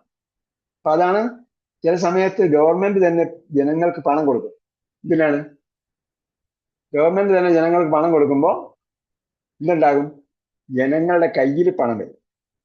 ആ കയ്യിൽ പണം വരുമ്പം അത് അടുത്തയിലേക്ക് കൊടുക്കും. അങ്ങനെ കൈമാറ്റം ചെയ്തുകൊണ്ടിരിക്കും, ക്രയവിക്രയം ചെയ്തുകൊണ്ടിരിക്കും. അപ്പോഴാണ് എന്തുണ്ടാകുന്നത്? ജനങ്ങളുടെ കയ്യിൽ പണം ഉണ്ടാകുമ്പോൾ സാധനങ്ങൾക്ക് വില കൂടുകയല്ലേ, വില കുറയും. ആൾക്കാർ വാങ്ങുകയും കൊടുക്കുകയും ചെയ്തുകൊണ്ടേയിരിക്കും. അപ്പൊ വളരെ മന്നല്ല ഖനിയും ഹമീദ്. അപ്പൊ അതിനു വേണ്ടിയാണ് നമ്മുടെ ഷൊഖിൽ നിന്നും രക്ഷപ്പെടുന്നതിനും, നമ്മുടെ ലുബ്ധിൽ നിന്നും രക്ഷപ്പെടുന്നതിനും, അതേപോലെ സമൂഹത്തിൽ പണം റൊട്ടേറ്റ് ചെയ്തുകൊണ്ടിരിക്കുന്നതിനും വേണ്ടിയാണ് എന്ത് ചെയ്യുന്നത്? ഇത് ഒരു ഭാഗത്ത് തന്നെ കിടക്കാതെ അള്ളാഹ് നേരിട്ട് കൊടുക്കുന്നതിന് പകരം എന്ത് ചെയ്യാണ്? കൂടുതൽ ലഭിച്ചവന് ഒരു ഫിക്സഡ് എമൗണ്ട് കൊടുക്കുകയാണ്. അതേസമയം വേറെ ചില സിദ്ധാന്തങ്ങൾ പറയുന്നത് നിങ്ങൾ എന്ത് ചെയ്യരുത്? നിങ്ങൾ പണം ശേഖരിച്ചു വെക്കാതെ നിങ്ങൾ കിട്ടുന്ന പണം എല്ലാം എന്ത് ചെയ്യണം? ട്രഷറിയിൽ അടയ്ക്കണം. ഫുള്ള് 100% നിങ്ങൾ ട്രഷറിയിൽ അടയ്ക്കണം. എന്നിട്ട് പിന്നെ എന്ത് ചെയ്യും? നിങ്ങൾക്ക് ഗവൺമെന്റ് റേഷൻ തരും. റേഷൻ എന്ന് പറയുന്നത് എന്താണ്? എല്ലാവർക്കും ഒരേപോലെ കൊടുക്കും. ഇപ്പൊ നമ്മളൊന്ന് ആലോചിച്ച് നോക്കിയേ, നമ്മളിവിടെ എല്ലാവരും എന്ത് ചെയ്യാണ്? ജോലി ചെയ്തിട്ട് കിട്ടുന്ന സമ്പത്ത് മുഴുവൻ എവിടെ അടയ്ക്കുകയാണ്? ട്രഷറിയിൽ അടയ്ക്കുകയാണ്. നമുക്ക് എന്ത് ചെയ്യും? സർക്കാർ എല്ലാവർക്കും ഒരേപോലെ റേഷൻ തന്നുകൊണ്ടിരിക്കും. എന്തായിരിക്കും സംഭവിക്കുക ജനങ്ങൾക്ക്? ഒന്നാമത് ജനങ്ങളുടെ പ്രൊഡക്ടിവിറ്റി നഷ്ടപ്പെടും. ഞാനും ഉത്പാദിപ്പിക്കുന്നു, അവനും ഉത്പാദിപ്പിക്കുന്നു. ഞാൻ കൂടുതൽ ഉത്പാദിപ്പിച്ച് ഞാൻ ഒരുപാട് ബുദ്ധിയൊക്കെ നന്നായിട്ട് ഉപയോഗപ്പെടുത്തിയിട്ട് റോബോട്ടും കണ്ടുപിടിക്കുന്നുണ്ടെങ്കിൽ വേറെ അടുത്ത് തന്നെ അവൻ വെറുതെ പണിയെടുത്ത് സമയം കളഞ്ഞിട്ട് അവൻ കുറച്ച് പണം ഉണ്ടാക്കും. ഞാൻ ഈ ബുദ്ധി വെച്ചിട്ട് എന്താ ഉപയോഗം? അപ്പൊ അതെന്താണ്? വെറും മണ്ടത്തരം സാമ്പത്തിക സിദ്ധാന്തമാണ്. ഇസ്ലാം പറയുന്നത് എന്താ? നിങ്ങൾ ഇഷ്ടം പോലെ ഉണ്ടാക്കിക്കോളൂ. നിങ്ങൾ ഇഷ്ടം പോലെ, നിങ്ങൾക്ക് എന്ത് ചെയ്യാം? നിങ്ങളുടെ സ്വത്ത് ഇഷ്ടം പോലെ നിങ്ങൾക്ക് നിങ്ങളുടേതായ രീതിയിൽ, എന്ന് പറഞ്ഞാൽ വേസ്റ്റ് ആക്കണമെന്നല്ല, നിങ്ങൾക്ക് ഉപയോഗിക്കാം, നിങ്ങൾക്ക് യൂട്ടിലൈസ് ചെയ്യാം. മറിച്ച് എന്ത് ചെയ്യണം? നിങ്ങൾ ഒരു തുക, ഒരു നിശ്ചിത ഓഹരി എന്തായാലും മാറ്റി വയ്ക്കണം. അതെന്താണ്? ഇപ്പൊ സമ്പത്താണെങ്കിൽ, പണം കറൻസി ആണെങ്കിൽ, പണമായിട്ടാണ് നിങ്ങൾക്ക് വരുന്നതെങ്കിൽ 2.5%. പറഞ്ഞാൽ 100-ൽ 2.5. ഇനി അതല്ല, അഗ്രികൾച്ചർ ആണ്, കൃഷിയാണെങ്കിൽ, അള്ളാന്റെ വെള്ളമാണ് നിങ്ങൾ കിട്ടിയിട്ടുണ്ടെങ്കിൽ 10% കൊടുക്കാം. കൃഷിയിൽ, വിളവിൽ നിങ്ങൾ എന്ത് ചെയ്യുന്നില്ല, ഇറിഗേഷൻ നടത്തുന്നില്ല, ജലസേചനം നിങ്ങൾ സ്വന്തമായിട്ട് നടത്തുന്നില്ല, അല്ലെങ്കിൽ നിങ്ങൾ സ്വന്തം വളം പ്രയോഗം ചെയ്യുന്നില്ല എങ്കിൽ എന്ത് ചെയ്യണം? 10% കൊടുക്കുക. നിങ്ങൾ വളപ്രയോഗം ചെയ്യുന്നുണ്ട്, അല്ലെങ്കിൽ വെള്ളം ജലസേചനം നടത്തുന്നുണ്ടെങ്കിൽ 5% കൊടുത്താൽ മതി. എന്തായി? 5%, 10%, അല്ലെങ്കിൽ 2.5%. അപ്പൊ ബാക്കി എന്താണ്? 10% ആയത് പോലും ബാക്കി 90% ഓണറിന്റെയാണ്. പിന്നെന്ത് ചെയ്യും? ഗവൺമെന്റ് പറയും, അല്ലെങ്കിൽ അവിടെയുള്ള ഉത്തരവാദിത്തപ്പെട്ട ആൾക്കാർ പറയും, നിങ്ങൾ കുറച്ചുകൂടെ സമ്പത്ത് ചെലവഴിക്കണമെന്ന് പറയും. ആർക്ക് വേണ്ടി? എന്ത്? അവിടെ റോഡ് നിർമ്മാണമുണ്ട്, അല്ലെങ്കിൽ വേറെ എന്തെങ്കിലും നിർമ്മാണമുണ്ട്, ഏതെങ്കിലും ജനങ്ങൾ, കുറച്ച് ആൾക്കാർക്ക് വീട് വെച്ച് കൊടുക്കണം, മരിച്ച് വേറെ എന്തെങ്കിലും ആവശ്യമുണ്ട്. സക്കാത്ത് കൊണ്ട് തികയുന്നില്ല എങ്കിൽ എന്ത് ചെയ്യണം? സമ്പന്നരായ ആൾക്കാരുടെ അടുത്ത് കുറച്ചുകൂടെ ആവശ്യപ്പെടും, അല്ലെങ്കിൽ സൈനിക സേവനത്തിനോ അല്ലെങ്കിൽ രാഷ്ട്രത്തിന്റെ സേവനത്തിനോ എല്ലായി കുറച്ചുകൂടെ ആവശ്യം. എന്നാലും അവന്റെ കയ്യിൽ പിന്നും പണം ഉണ്ടാവും. അപ്പൊ എന്താ? ഈ പണവും അവൻ ചെലവഴിക്കുന്നു, മറ്റവർക്ക് കൊടുക്കുന്നു. പിന്നെ അവൻ എന്ത് ചെയ്യാം? ജക്കാത്ത് പിന്നെ ഗവൺമെന്റ് അല്ലെങ്കിൽ ഉത്തരവാദിത്തപ്പെട്ടവർ ആവശ്യപ്പെടുന്നത്, അത് കൂടാതെ അവൻ എന്താണ്? യുദ്ധത്തിൽ നിന്നും രക്ഷപ്പെടാൻ വേണ്ടി ഇതെല്ലാം വേണ്ടി കൊടുത്താലും അവന് ബാക്കിയുണ്ടാവും. അപ്പോൾ എന്തായിരുന്നാലും പ്രൊഡക്ടിവിറ്റി വർദ്ധിച്ചു കൊണ്ടേയിരിക്കുക. പ്രൊഡക്ടിവിറ്റി വർദ്ധിച്ചുകൊണ്ടിരിക്കുന്നതിനനുസരിച്ച് സമ്പത്ത് എന്ത് ചെയ്യും? സമൂഹത്തിലിറങ്ങി കറങ്ങിക്കൊണ്ടിരിക്കും, സമൂഹത്തിലേക്ക് ഇറങ്ങുകയും കറങ്ങുകയും ചെയ്യും. അതാണ് ഇസ്ലാം പഠിപ്പിക്കുന്ന സമ്പത്ത് സിദ്ധാന്തം. വലസ്തും വ്യാഹരി ഇല്ലാൻ തുറന്നു പീ വയലം മണ്ണല്ലാഹ വലിയും ഹമീദ്. പിന്നെ നിങ്ങൾ ചെലവഴിച്ചാൽ നിങ്ങൾ പട്ടിണിപ്പാവങ്ങളായി പോകും എന്ന് പറയുന്ന ആരാണ്? അശ്ശൈത്വാൻ, പിശാചുണ്ട്. യഇദുക്കും, എന്താണ്? ശൈത്താനു യഇദുക്കുമുൽ ഫഖറ. യഇദു എന്താ? വാഗ്ദാനം, ആ, അല്ലെങ്കിൽ പേടിപ്പെടുത്തുന്നു, പേടിപ്പിക്കുന്നു. ആ, ഭീഷണിപ്പെടുത്തുക. വഴീദ്, താക്കീത്, അല്ലേ?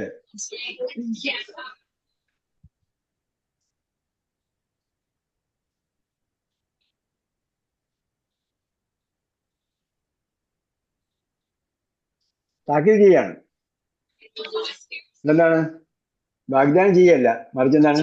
താക്കീത് ചെയ്യുന്നു. വാദ എഴുതു, മാലി വാദ എഴുതു തന്നെയാണ്. വാദ എഴുതു, വാഗ്ദാനം ചെയ്തു, അതേപോലെ തന്നെ താക്കീത് ചെയ്തു. എഴുതി തന്നിട്ടില്ല. പേടിപ്പിക്കുന്നു. ആ, അതെ അതെ, പേടിപ്പിച്ചു എന്ന് അർത്ഥമുണ്ട്. അതാണ് താക്കീത് നൽകുന്നു. വാഗ്ദാനം ചെയ്തുന്നുണ്ട്, അതേപോലെ പേടിപ്പിച്ചു എന്നുണ്ട്. രണ്ടും എന്താണ്? ഒരേ മാലി മുള്ളാരിയും തന്നെയാണ്, വാദ എഴുതു തന്നെയാണ്. ഇവിടെ നമ്മൾ ചിന്തിച്ച ആശയിലാണ് എഴുതിക്കുമ്പോൾ ഫഖറ എന്ന് പറഞ്ഞാൽ നിങ്ങൾക്ക് ദാരിദ്ര്യം വാഗ്ദാനം ചെയ്യുന്നതാണോ? അല്ല, താക്കീത് ചെയ്യുന്നു. ദാരിദ്ര്യത്തെ കുറിച്ച് താക്കീ നൽകുന്നു എന്ന് പറഞ്ഞാൽ ദാരിദ്ര്യം സംഭവിച്ചു പോകും നിങ്ങളെ പേടിപ്പിക്കുകയാണ്, എന്ന് നിങ്ങളെ പേടിപ്പിക്കുകയാണ്. അതിൽ വഴീത്, താക്കീത്, പേടിപ്പിക്കൽ എന്നൊക്കെ അർത്ഥം വന്നത്, വാക്ക് വന്നത്. ലിമൻ യഖാഫു വഴീദ് എന്ന് പറഞ്ഞില്ലേ, താക്കീദിനെ പേടിക്കുന്നവന്. അപ്പൊ ആ ഷെയ്ത്താൻ എഴുതിക്കുമ്പോൾ ഫക്കറ, ഷെയ്ത്താൻ പിശാച് വന്നിട്ട് പോയി, നിങ്ങൾ ചെലവഴിച്ചാൽ നിങ്ങൾക്ക് ദാരിദ്ര്യം ഉണ്ടാവും, നിങ്ങളെ മോൻ എന്ത് കൊടുക്കും, നിങ്ങളെ മകളെ എങ്ങനെ കെട്ടിക്കും, നിങ്ങളെങ്ങനെ വീടുണ്ടാക്കും എന്ന് ചോദിച്ചുകൊണ്ടിരിക്കും. നമ്മൾ ചിന്തിച്ചാൽ നമുക്ക് നമ്മുടെ പരിസരത്തൊക്കെ നോക്കിയാൽ നമുക്ക് മനസ്സിലാകും, ആരാണോ കൊടുത്തുകൊണ്ടിരിക്കുന്നത് അയാൾക്കാണ് എപ്പോഴും കിട്ടിക്കൊണ്ടിരിക്കുന്നത്. കൊടുക്കാതെ നമ്മൾ എന്ത് ചെയ്യുന്നു? ഇങ്ങനെ ചൂട്ടിച്ച് ചെലവഴിച്ചിട്ടിരിക്കുന്നവന് ആ സംഭവം ഉണ്ടാവും, പക്ഷേ അവന് അതില് വർധനവും ബർക്കത്തുണ്ടാവില്ല. അവന്റെ സംഭവം ഒരു ലെവലിൽ അങ്ങനെ അങ്ങ് പോകും, ഒരു ലെവലിൽ അവനങ്ങനെ പോകും. അതേസമയം ധാരാളം കിട്ടിക്കൊണ്ടിരിക്കുന്ന ആർക്കാണ്? കൊടുക്കുന്നവനിക്കാണ്. പിശാച് വന്നിട്ട് പറയും, നിനക്ക് വീട് വയ്ക്കണ്ടേ, നിങ്ങൾക്ക് മാറി കെട്ടിക്കണ്ടേ? നിങ്ങളുടെ പേരക്കുട്ടി എങ്ങനെ സംരക്ഷിക്കും? അയാളെങ്ങനെ ജോലി കിട്ടാൻ വേണ്ടി അല്ലെങ്കിൽ വീട് വയ്ക്കാൻ വേണ്ടി കുറെ പണം മാറ്റി വെക്കണ്ടേ? അല്ലെങ്കിൽ ജോലിക്ക് വേണ്ടി നമ്മൾ ഡൊണേഷൻ കൊടുക്കണം, അപ്പോൾ നമ്മൾ വേറെ എന്തെങ്കിലും ജോലിക്ക് വേണ്ടി പഠിപ്പിക്കണം, അങ്ങനെ സംഭവങ്ങൾ. ഇത് ആരാ പറയുന്നത്? ഇത് പിശാചി പേടിപ്പെടുത്തിക്കൊണ്ടേയിരിക്കും. വയഅ്മുറുക്കും ബിൽ ഫഹ്ശാ. അപ്പൊ എന്താ ലുബ്ധിനെ വേറെ രൂപമാണ് ഇവിടെ ഫഹ്ശ എന്ന് പറയുന്നത്. ഫഹ്ശ എന്ന് പറഞ്ഞാൽ എന്താ അർത്ഥം? നീചവൃത്തി. മ്ലേച്ഛ വൃത്തി എന്ന് പറഞ്ഞാൽ വൃത്തികേട്. അപ്പം അള്ളാന്റെ മാർഗത്തിൽ ചിലവഴിക്കാതെ നിങ്ങൾ ലുബ്ധും ചിലവഴിക്കാതെ ലുബ്ധും അതേപോലെ തന്നെ പിശുക്കും അതുപോലുള്ള കാര്യങ്ങളൊക്കെ ചെയ്തുകൊണ്ടിരുന്നാൽ എന്തായി? നിങ്ങൾ ഫഹ്ശ ചെയ്ത പോലെയായി. അതേപോലെ തിരിച്ച് ചിന്തിച്ച അക്ഷരാർത്ഥത്തിൽ ചിന്തിച്ചാൽ നിങ്ങൾക്ക് നിങ്ങൾ ദരിദ്രരായി പോകും, നിങ്ങൾക്ക് പണം ഇല്ലാതായി പോകും, പണം തീർന്നു പോകും. നിങ്ങൾക്കൊരു രോഗം വരുമ്പോൾ നിങ്ങൾ എന്ത് ചെയ്യുമെന്ന് ചോദിക്കും. ഒരു രോഗം വന്നാൽ, ഒരു ആശുപത്രി വന്നാൽ നിങ്ങളെ മുഴുവൻ സമ്പത്തും തീർന്നു, അതോട് തീർന്നൊക്കെ പേടിപ്പെടും. അങ്ങനെയൊന്നും സംഭവിക്കില്ല, സംഭവിക്കാതിരിക്കട്ടെ. അതേപോലെ യഅ്മുറുക്കും ബിൽ ഫഹ്ശാ, നിങ്ങൾ മോശമായ കാര്യങ്ങൾ ചെയ്തുകൊണ്ടിരിക്കണം എന്ന് പറയുന്നത് ആരാണ്? പിശാചാണ്. അപ്പൊ തെറ്റായ മ്ലേച്ഛമായ കാര്യങ്ങൾ ചെയ്യണം എന്ന് പ്രേരിപ്പിക്കുന്നതും പിശാചാണ്. വല്ലാഹു യഇദുക്കും മഗ്ഫിറതൻ. അപ്പൊ ഈ പറഞ്ഞ രണ്ടാമത് ഇതെന്താണ്? അള്ളാഹ് നിങ്ങൾക്ക് താക്കീത് നൽകിയാണ് എന്നത്. വാഗ്ദാനം നൽകുന്നു. അവിടെ അള്ളാഹ് നിങ്ങൾക്ക് ഓഫർ നൽകിയാണ്. ഈ സൂപ്പർ മാർക്കറ്റുകാർ ഓഫർ ചെയ്യില്ലേ? ബെസ്റ്റ് ഓഫർ എന്ന് പറയില്ലേ? ബിഗ് ഓഫർ, ബമ്പർ ഓഫർ എന്ന് പറയും. ഈ ബമ്പർ ഓഫർ തരികയാണ്. മഗ്ഫിറതൻ, നിങ്ങൾ ചെയ്തു പോയ പാപങ്ങളെല്ലാം കൊടുത്തു തരും. അസ്സദഖത്തു റദ്ദുൽ ബലാ എന്ന് പറയും, പരീക്ഷണങ്ങൾ തടയും. നിങ്ങൾ എവിടെയെങ്കിലും യാത്ര പോവാണെങ്കിൽ പോകുന്ന പോക്കിൽ എവിടെയെങ്കിലും ഒരാൾക്ക് ഒരു ദാനം ചെയ്തിട്ട് പോകണം. അപ്പൊ നമുക്ക് യാത്രയിൽ വരുന്ന എന്തെങ്കിലും പ്രയാസങ്ങൾ ഉണ്ടാകാൻ സാധ്യത ഉണ്ടെങ്കിൽ എന്താവും? പ്രയാസം ഉണ്ടാകുമ്പോഴല്ല കൊടുക്കേണ്ടത്, കൊടുത്തിട്ട് പോകണം. അപ്പൊ യാത്ര എന്ന് പറഞ്ഞാൽ എന്താണ്? അസഫറക്കറ്റാത്തിനുള്ള അതാപ് എന്നാണ്, ശിക്ഷയുടെ ഒരു കഷ്ണമാണ് യാത്ര എന്നാണ്. യാത്രയിൽ ഉണ്ടാകുന്ന ദുരിതത്തിൽ നമുക്ക് മോചനം കിട്ടും. അങ്ങോട്ട് പോകുന്ന പോക്കിൽ 10 രൂപ 20 രൂപ നേർച്ചപ്പെട്ടി ഇടാനല്ല ഞാൻ പറഞ്ഞത്. ആർക്കെങ്കിലും ഉപയോഗപ്പെടുന്ന രീതിയിൽ എന്തെങ്കിലും സദക്ക കൊടുത്തിട്ട് പോവുക. പോയാൽ എന്തെങ്കിലും അതിന്റെ ഫലം ഉണ്ടാവും.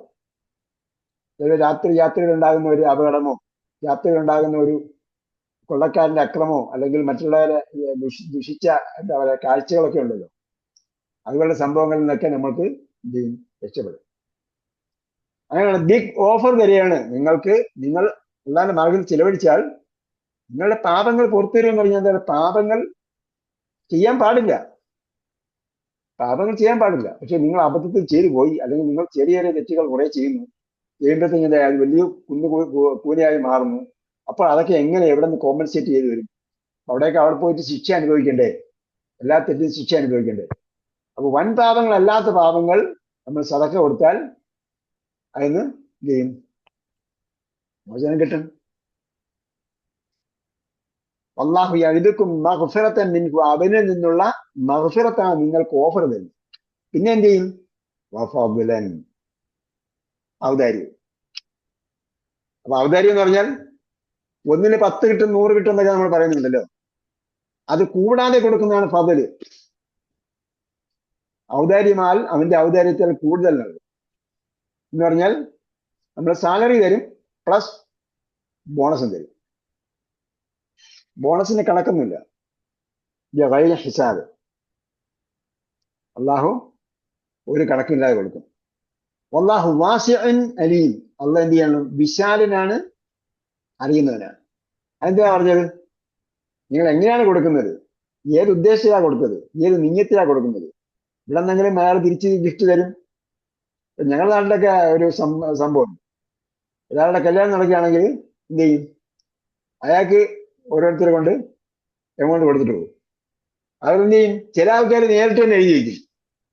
ചില ആൾക്കാർ അയാൾ അങ്ങോട്ട് പോയതിനു ശേഷം ബുക്കിൽ എഴുതി വയ്ക്കും, അയാൾ 500 രൂപ വന്നു, ഇയാൾ 1000 രൂപ വന്നു. തിരിച്ച് അയാളുടെ കല്യാണം, മകളുടെ അല്ലെങ്കിൽ മകന്റെ അതുപോലെ എന്തെങ്കിലും സംഭവം വരുമ്പോൾ എന്ത് ചെയ്യും?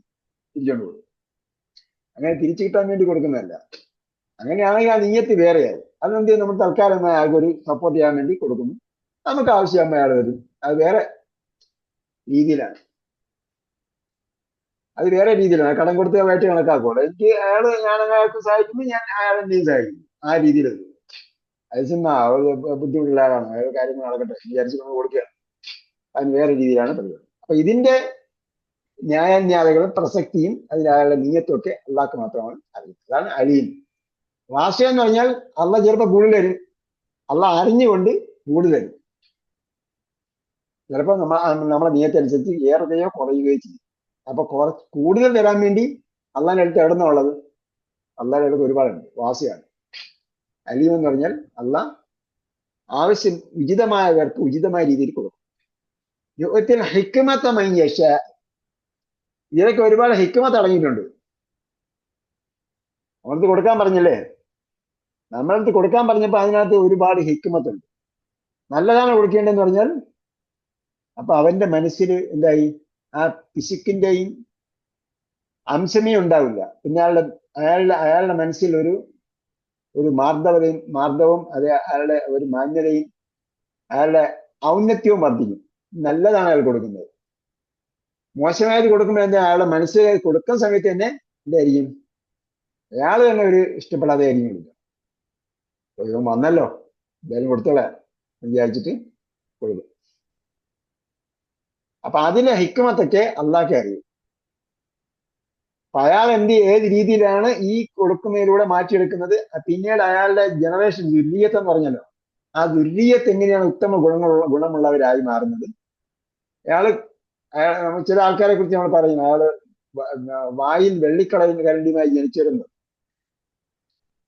അപ്പൊ അവർക്ക് വേറൊരു തരം സ്വഭാവം ഉണ്ടാകുന്നത്.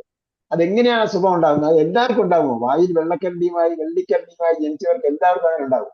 ചില സമ്പന്നന്മാരുടെ മക്കളെടുത്ത് ചെന്നാൽ അവർ 6 പിശുക്കന്മാരായിരുന്നു. ചില സമ്പന്നന്മാരാണെങ്കിൽ അവര് കൈയയച്ചു കൊടുക്കുന്നവരായിരുന്നു. അവർ മക്കളും അങ്ങനെയായിരിക്കും. അവർ മക്കൾ ഇല്ലെങ്കിലും കൊടുക്കും. കാരണം അത് കണ്ടു വളർന്നവരാണത്. അപ്പ അരേഷം കൊടുക്കുന്നത്, ഉമ്മ അരേഷം കൊടുക്കുന്നത്, ആര് വന്നാലും സദ്യ നടത്തുന്നത്, ആര് വന്നാലും എല്ലാ ആഹാരവും എന്ത് തരം ആഹാരം കൊടുക്കുന്നത്, ആര് വന്നാലും നമ്മളെ പ്രയാസമൊന്നും അറിയിക്കാതെ കൈകാര്യം ചെയ്യുന്നതൊക്കെ കണ്ടു വളരുന്നവരാണെങ്കിൽ അവരുടെ ജനറേഷൻ അതേ രീതിയിലായിരിക്കും. അപ്പൊ അതെന്താണ്? ഒരു വലിയ താത്വികമായ സംഭവം. ആ സമൂഹത്തിൽ തന്നെ അയാളൊരു മാതൃകയായി മാറും. അതാണ് ഇതുമായി ബന്ധപ്പെട്ട് പറയുന്നത്. ഏത് ഈ ചിലവഴിക്കലുമായി ബന്ധപ്പെട്ടാണ്. അതല്ലാതെ പറഞ്ഞത് യുത്തിൽ ഹിക്മത്ത് ചോദിച്ചാൽ അവൻ ഉദ്ദേശിക്കുന്ന പറക്കാൻ അള്ളാഹ് ഹിക്മത്ത് കൊടുക്കും. അപ്പൊ ഹിക്മത്ത് എന്ന് പറയുന്നത് എന്താണ്? പ്രവാചകന്മാർക്ക് ഹിക്മത്ത് കൊടുത്ത കാര്യം പറയുന്നു. അവർക്ക് പ്രവാചകന്മാർക്ക് എന്താ കൊടുത്തെന്ന് പറഞ്ഞു? ആതൈനാഹുൽ കിതാബ വൽ ഹുക്മ വൻ നുബുവ്വത. അവർക്ക് കിതാബ് കൊടുത്തു, ഹുക്മ കൊടുത്തു, അതായത് വിധികർത്തൃത്വ അവകാശം.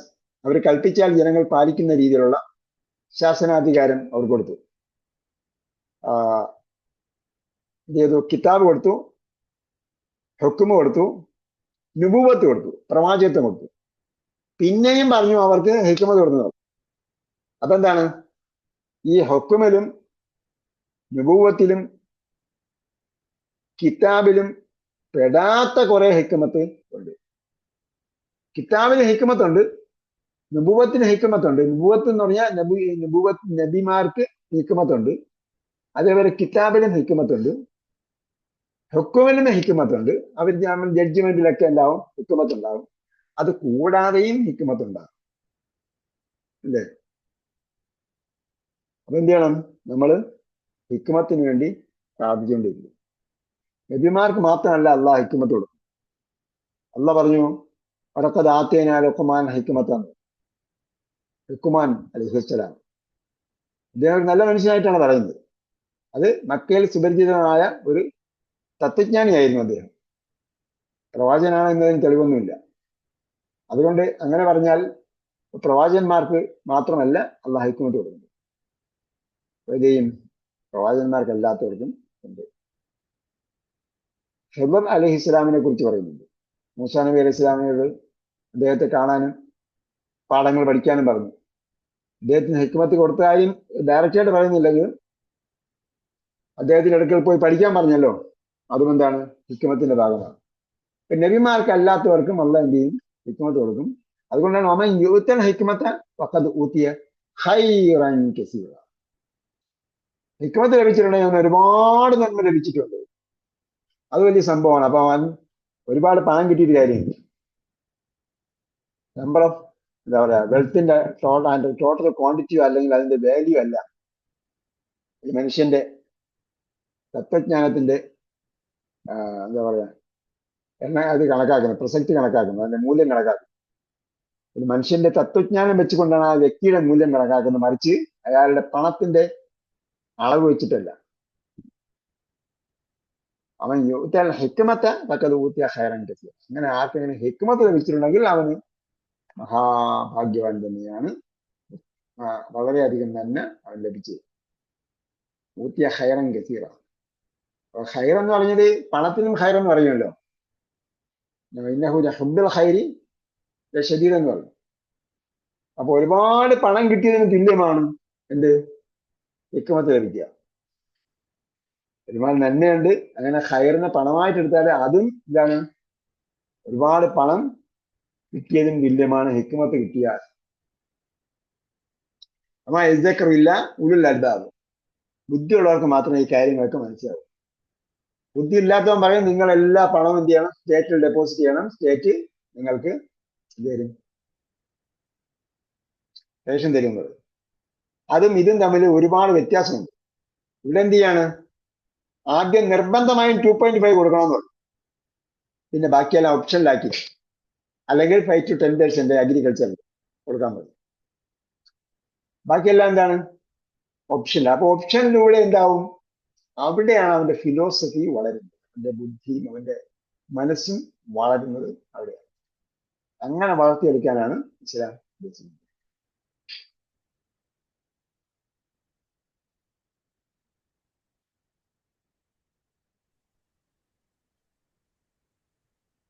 ഓക്കെ, സമയം അതിക്രമിച്ചു അല്ലേ?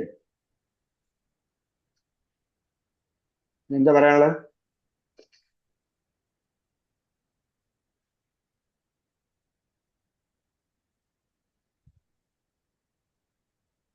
ഇടയ്ക്ക് നിങ്ങൾ ബഹളം ഉണ്ടാക്കുമ്പോ, ശബ്ദം ഉണ്ടാക്കിയപ്പോ ഞാൻ മൈക്ക് ഓഫ് ചെയ്തിട്ടുണ്ടായിരുന്നു.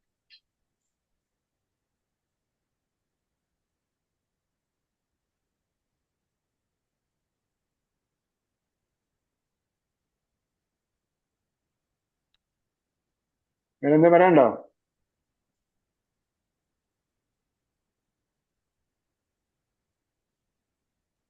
യുക്ത എന്ന് പറയുന്നത് എന്ത്? ആ യുക്ത യുക്ത എന്ന് പറഞ്ഞ അതിന്റെ വാക്കിനെ കുറിച്ച് എക്സ്പ്ലെയിൻ ചെയ്തില്ല അല്ലേ? യുക്ത എന്ന് പറയുന്നത് എന്താണ്? എന്തായിട്ട് നിങ്ങൾക്ക് തോന്നി?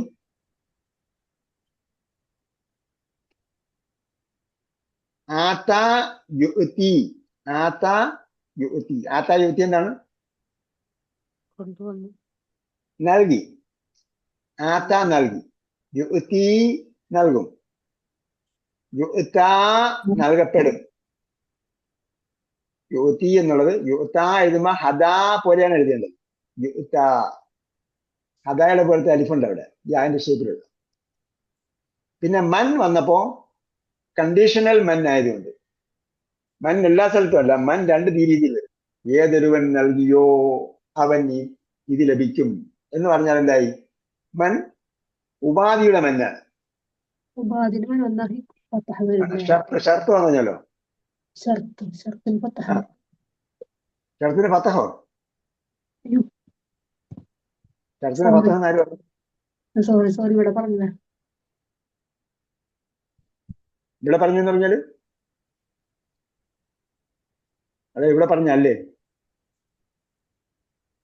ഇവിടെ പറഞ്ഞതല്ല.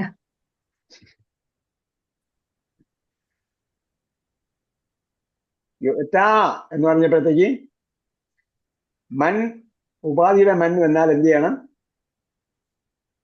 ജസ്മി ചെയ്യണം, ലം വന്നതുപോലെ. അപ്പൊ ഇവിടെ എന്തായി? ജസ്മി ചെയ്താൽ യാ പോകുന്നു. യാ പോവും, ലൈഫായ അക്ഷരം പോവും. ദുർബലാക്ഷം അവസാനമുള്ള ദുർബലാക്ഷം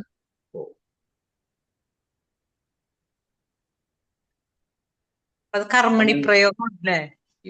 അപ്പൊ യുത്തി എന്നത് യുത്ത എന്നത് യുത്തി അവൻ നൽകും, യുത്ത അവൻ നൽകപ്പെടും. അപ്പൊ എന്തായി? കർമ്മണി പ്രയോഗം. കർമ്മണി പ്രയോഗത്തിന്റെ ബാബിൽ കൊണ്ട് എഴുതിയിരിക്കുക. കാല പറഞ്ഞു, ഈല പറയപ്പെട്ടു. യുത്തി നൽകും, യുത്ത നൽകപ്പെടും. അതേപോലെ ആത്ത നൽകി, ഊത്തിയ നൽകപ്പെട്ടു. ആത്ത നൽകി, ഊത്തിയ നൽകപ്പെട്ടു. ആത്ത എന്ന് പറയുമ്പോൾ ആത്ത എന്ന് പറഞ്ഞാൽ ഹദ എഴുതിയ പോലെ അവസാനം യാന്റെ ഷേപ്പിലുള്ള അരിഫിലാണ് ആത്ത. ആത്തയുടെ കർമ്മണ പ്രയോഗമാണ് ഊത്തിയ.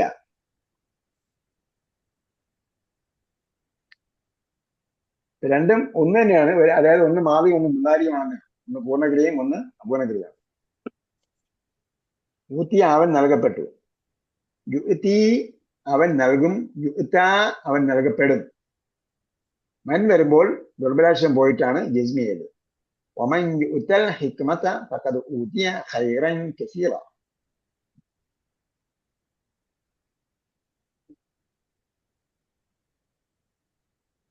അതുപോലെ ഉസ്താദെ കണ്ടു, അറ കാണിച്ചു എന്നല്ലേ? അപ്പൊ കഴിഞ്ഞ ക്ലാസ് അത് പറഞ്ഞിരുന്നു റാ. അപ്പൊ റായും അറയും ഒരു മീനിങ് ആണോ? അല്ലല്ല. റാ എന്ന് പറഞ്ഞാൽ പരസ്പരം കാണിച്ചു.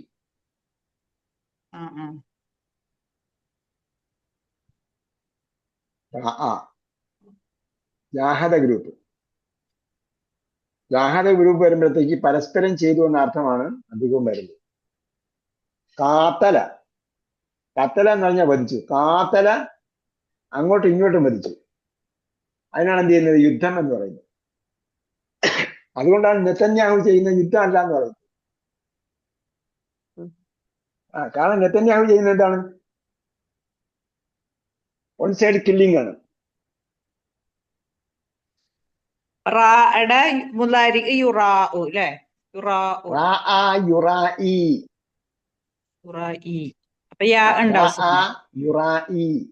അതെ, റാ എന്ന് പറയുമ്പോൾ ഹദായുടെ യാ ഉണ്ട്. യുറാഇ എന്ന് പറയുമ്പോൾ അത് യാ ആയി മാറും. അതായ ഹിദി പോലെ. യുറാഇ പറഞ്ഞിട്ട് അതിന്റെ ബഹുവിന് വരുമ്പം യുറാഊന, യുറാഇ യുറാഊന. അതാണ് യുറാഊനന്നാസ അല്ലദീനഹും യുറാഊന. അവർ കാണിക്കുന്നവരാണ്.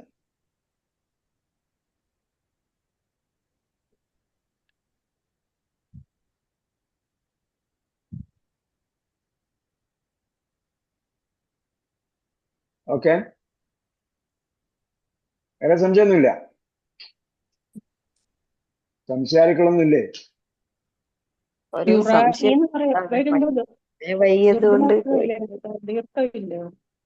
എന്താ യുറായിക്ക് യാ വരുന്നില്ലേ? യുറായിക്ക് എന്തില്ലെന്ന്? അവസാനം ഉണ്ട് യുറാഇ. റാ യുറാഇ അവസാനം യാ വരും എന്ന് പറഞ്ഞായിരുന്നു. റാ എന്നെഴുതുമ്പോൾ അവസാനം ഹദായുടെ അലിഫ്, യാ വിഷയത്തിലുള്ള അലിഫ് വേണം. യുറാഇ എന്നെഴുതുമ്പോൾ ഹംസ് കഴിഞ്ഞിട്ട്, കസറുള്ള ഹംസ് കഴിഞ്ഞിട്ട് യാ വേണം. റാ യുറാഇ. കാത്തല യുക്കാത്തിലെ ഗ്രൂപ്പാണ്. അല്ലെങ്കിൽ ജാഹദ ജാഹിദ് ഗ്രൂപ്പ്. വേറെ തജ്വീദിന്റെ എക്സാമിന് ക്വസ്റ്റ്യൻ എങ്ങനെയാണ് വരുന്നത്? തജ്വീദിന്റെ മാഷ് ഞാനല്ല.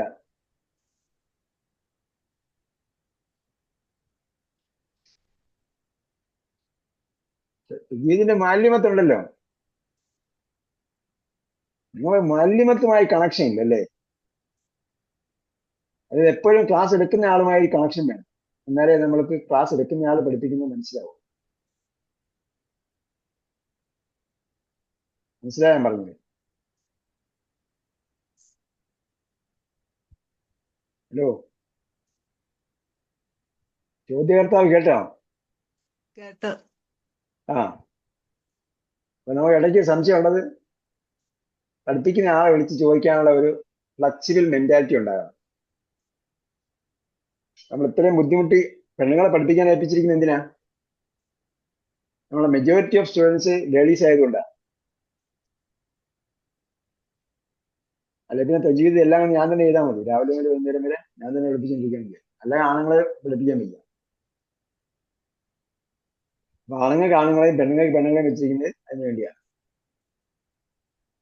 ഞാൻ മനസ്സിലാക്കിയത്തോളം റിട്ടേൺ ക്വസ്റ്റ്യൻ ആണ് വരിക. നിങ്ങൾക്ക് ഇത് എങ്ങനെ ആയിരിക്കും ഞാൻ നോക്കിയപ്പോഴത്തേക്ക് അസൈൻമെന്റ് ഗ്രൂപ്പിലൊക്കെ, തജ്വീദിന്റെ അസൈൻമെന്റ് ഗ്രൂപ്പിലൊക്കെ ചോദ്യവും ഉത്തരവും കാണുന്നുണ്ടല്ലോ. ഈ ഉത്തരമൊക്കെ എഴുതിയിടാൻ പറഞ്ഞിരിക്കുന്നത്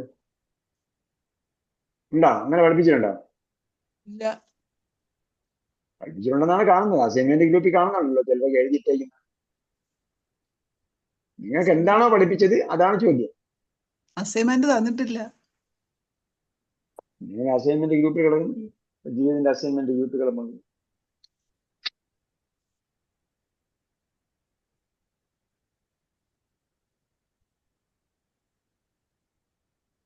ജീവിതത്തിന് അസൈൻമെന്റ് ഉണ്ടോ?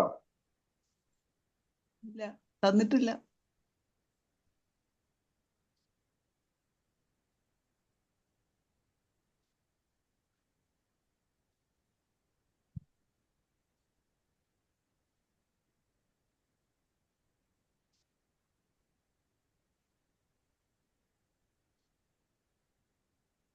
ഉസ്താദിന്റെയാണ്, വേറൊരു ഉസ്താദിന്റെ ജീവിതന്റെ ഗ്രൂപ്പാണ്. ലേഡീസ് എവിടെ കണ്ടതായിട്ട് ഞാൻ ഓർക്കുന്നു.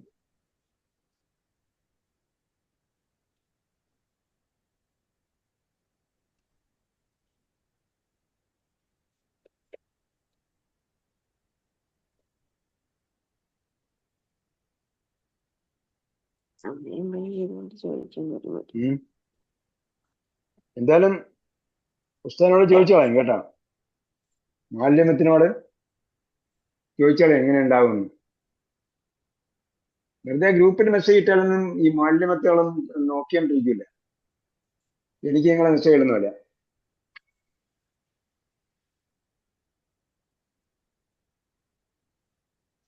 അപ്പൊ അതിനാണ് നമ്മളെ കോണ്ടാക്ട് തരുന്നത്. ഇടയ്ക്ക് വിളിച്ച ആരെങ്കിലും വിളിക്കാൻ ആൻസർ ചെയ്യാതെയോ അല്ലെങ്കിൽ ഇഷ്ടപ്പെടാതെ ഉണ്ടോ അധ്യാപകര്?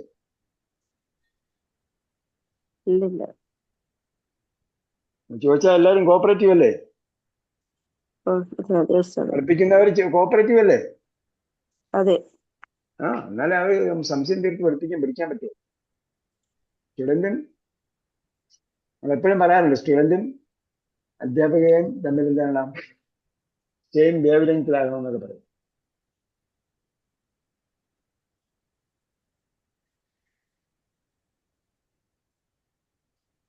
ഓക്കെ, അപ്പൊ ഖുറാനിൽ വേറെ സംശയമൊന്നും ഇല്ലെങ്കിൽ നമുക്ക് ഇവിടെ ഉപസംഹരിക്കാം. അല്ലാഹു സുബ്ഹാനഹു വ തആല നമ്മളെ ഒത്തുചേരൽ സാലിഹായ അമലായി സ്വീകരിക്കട്ടെ.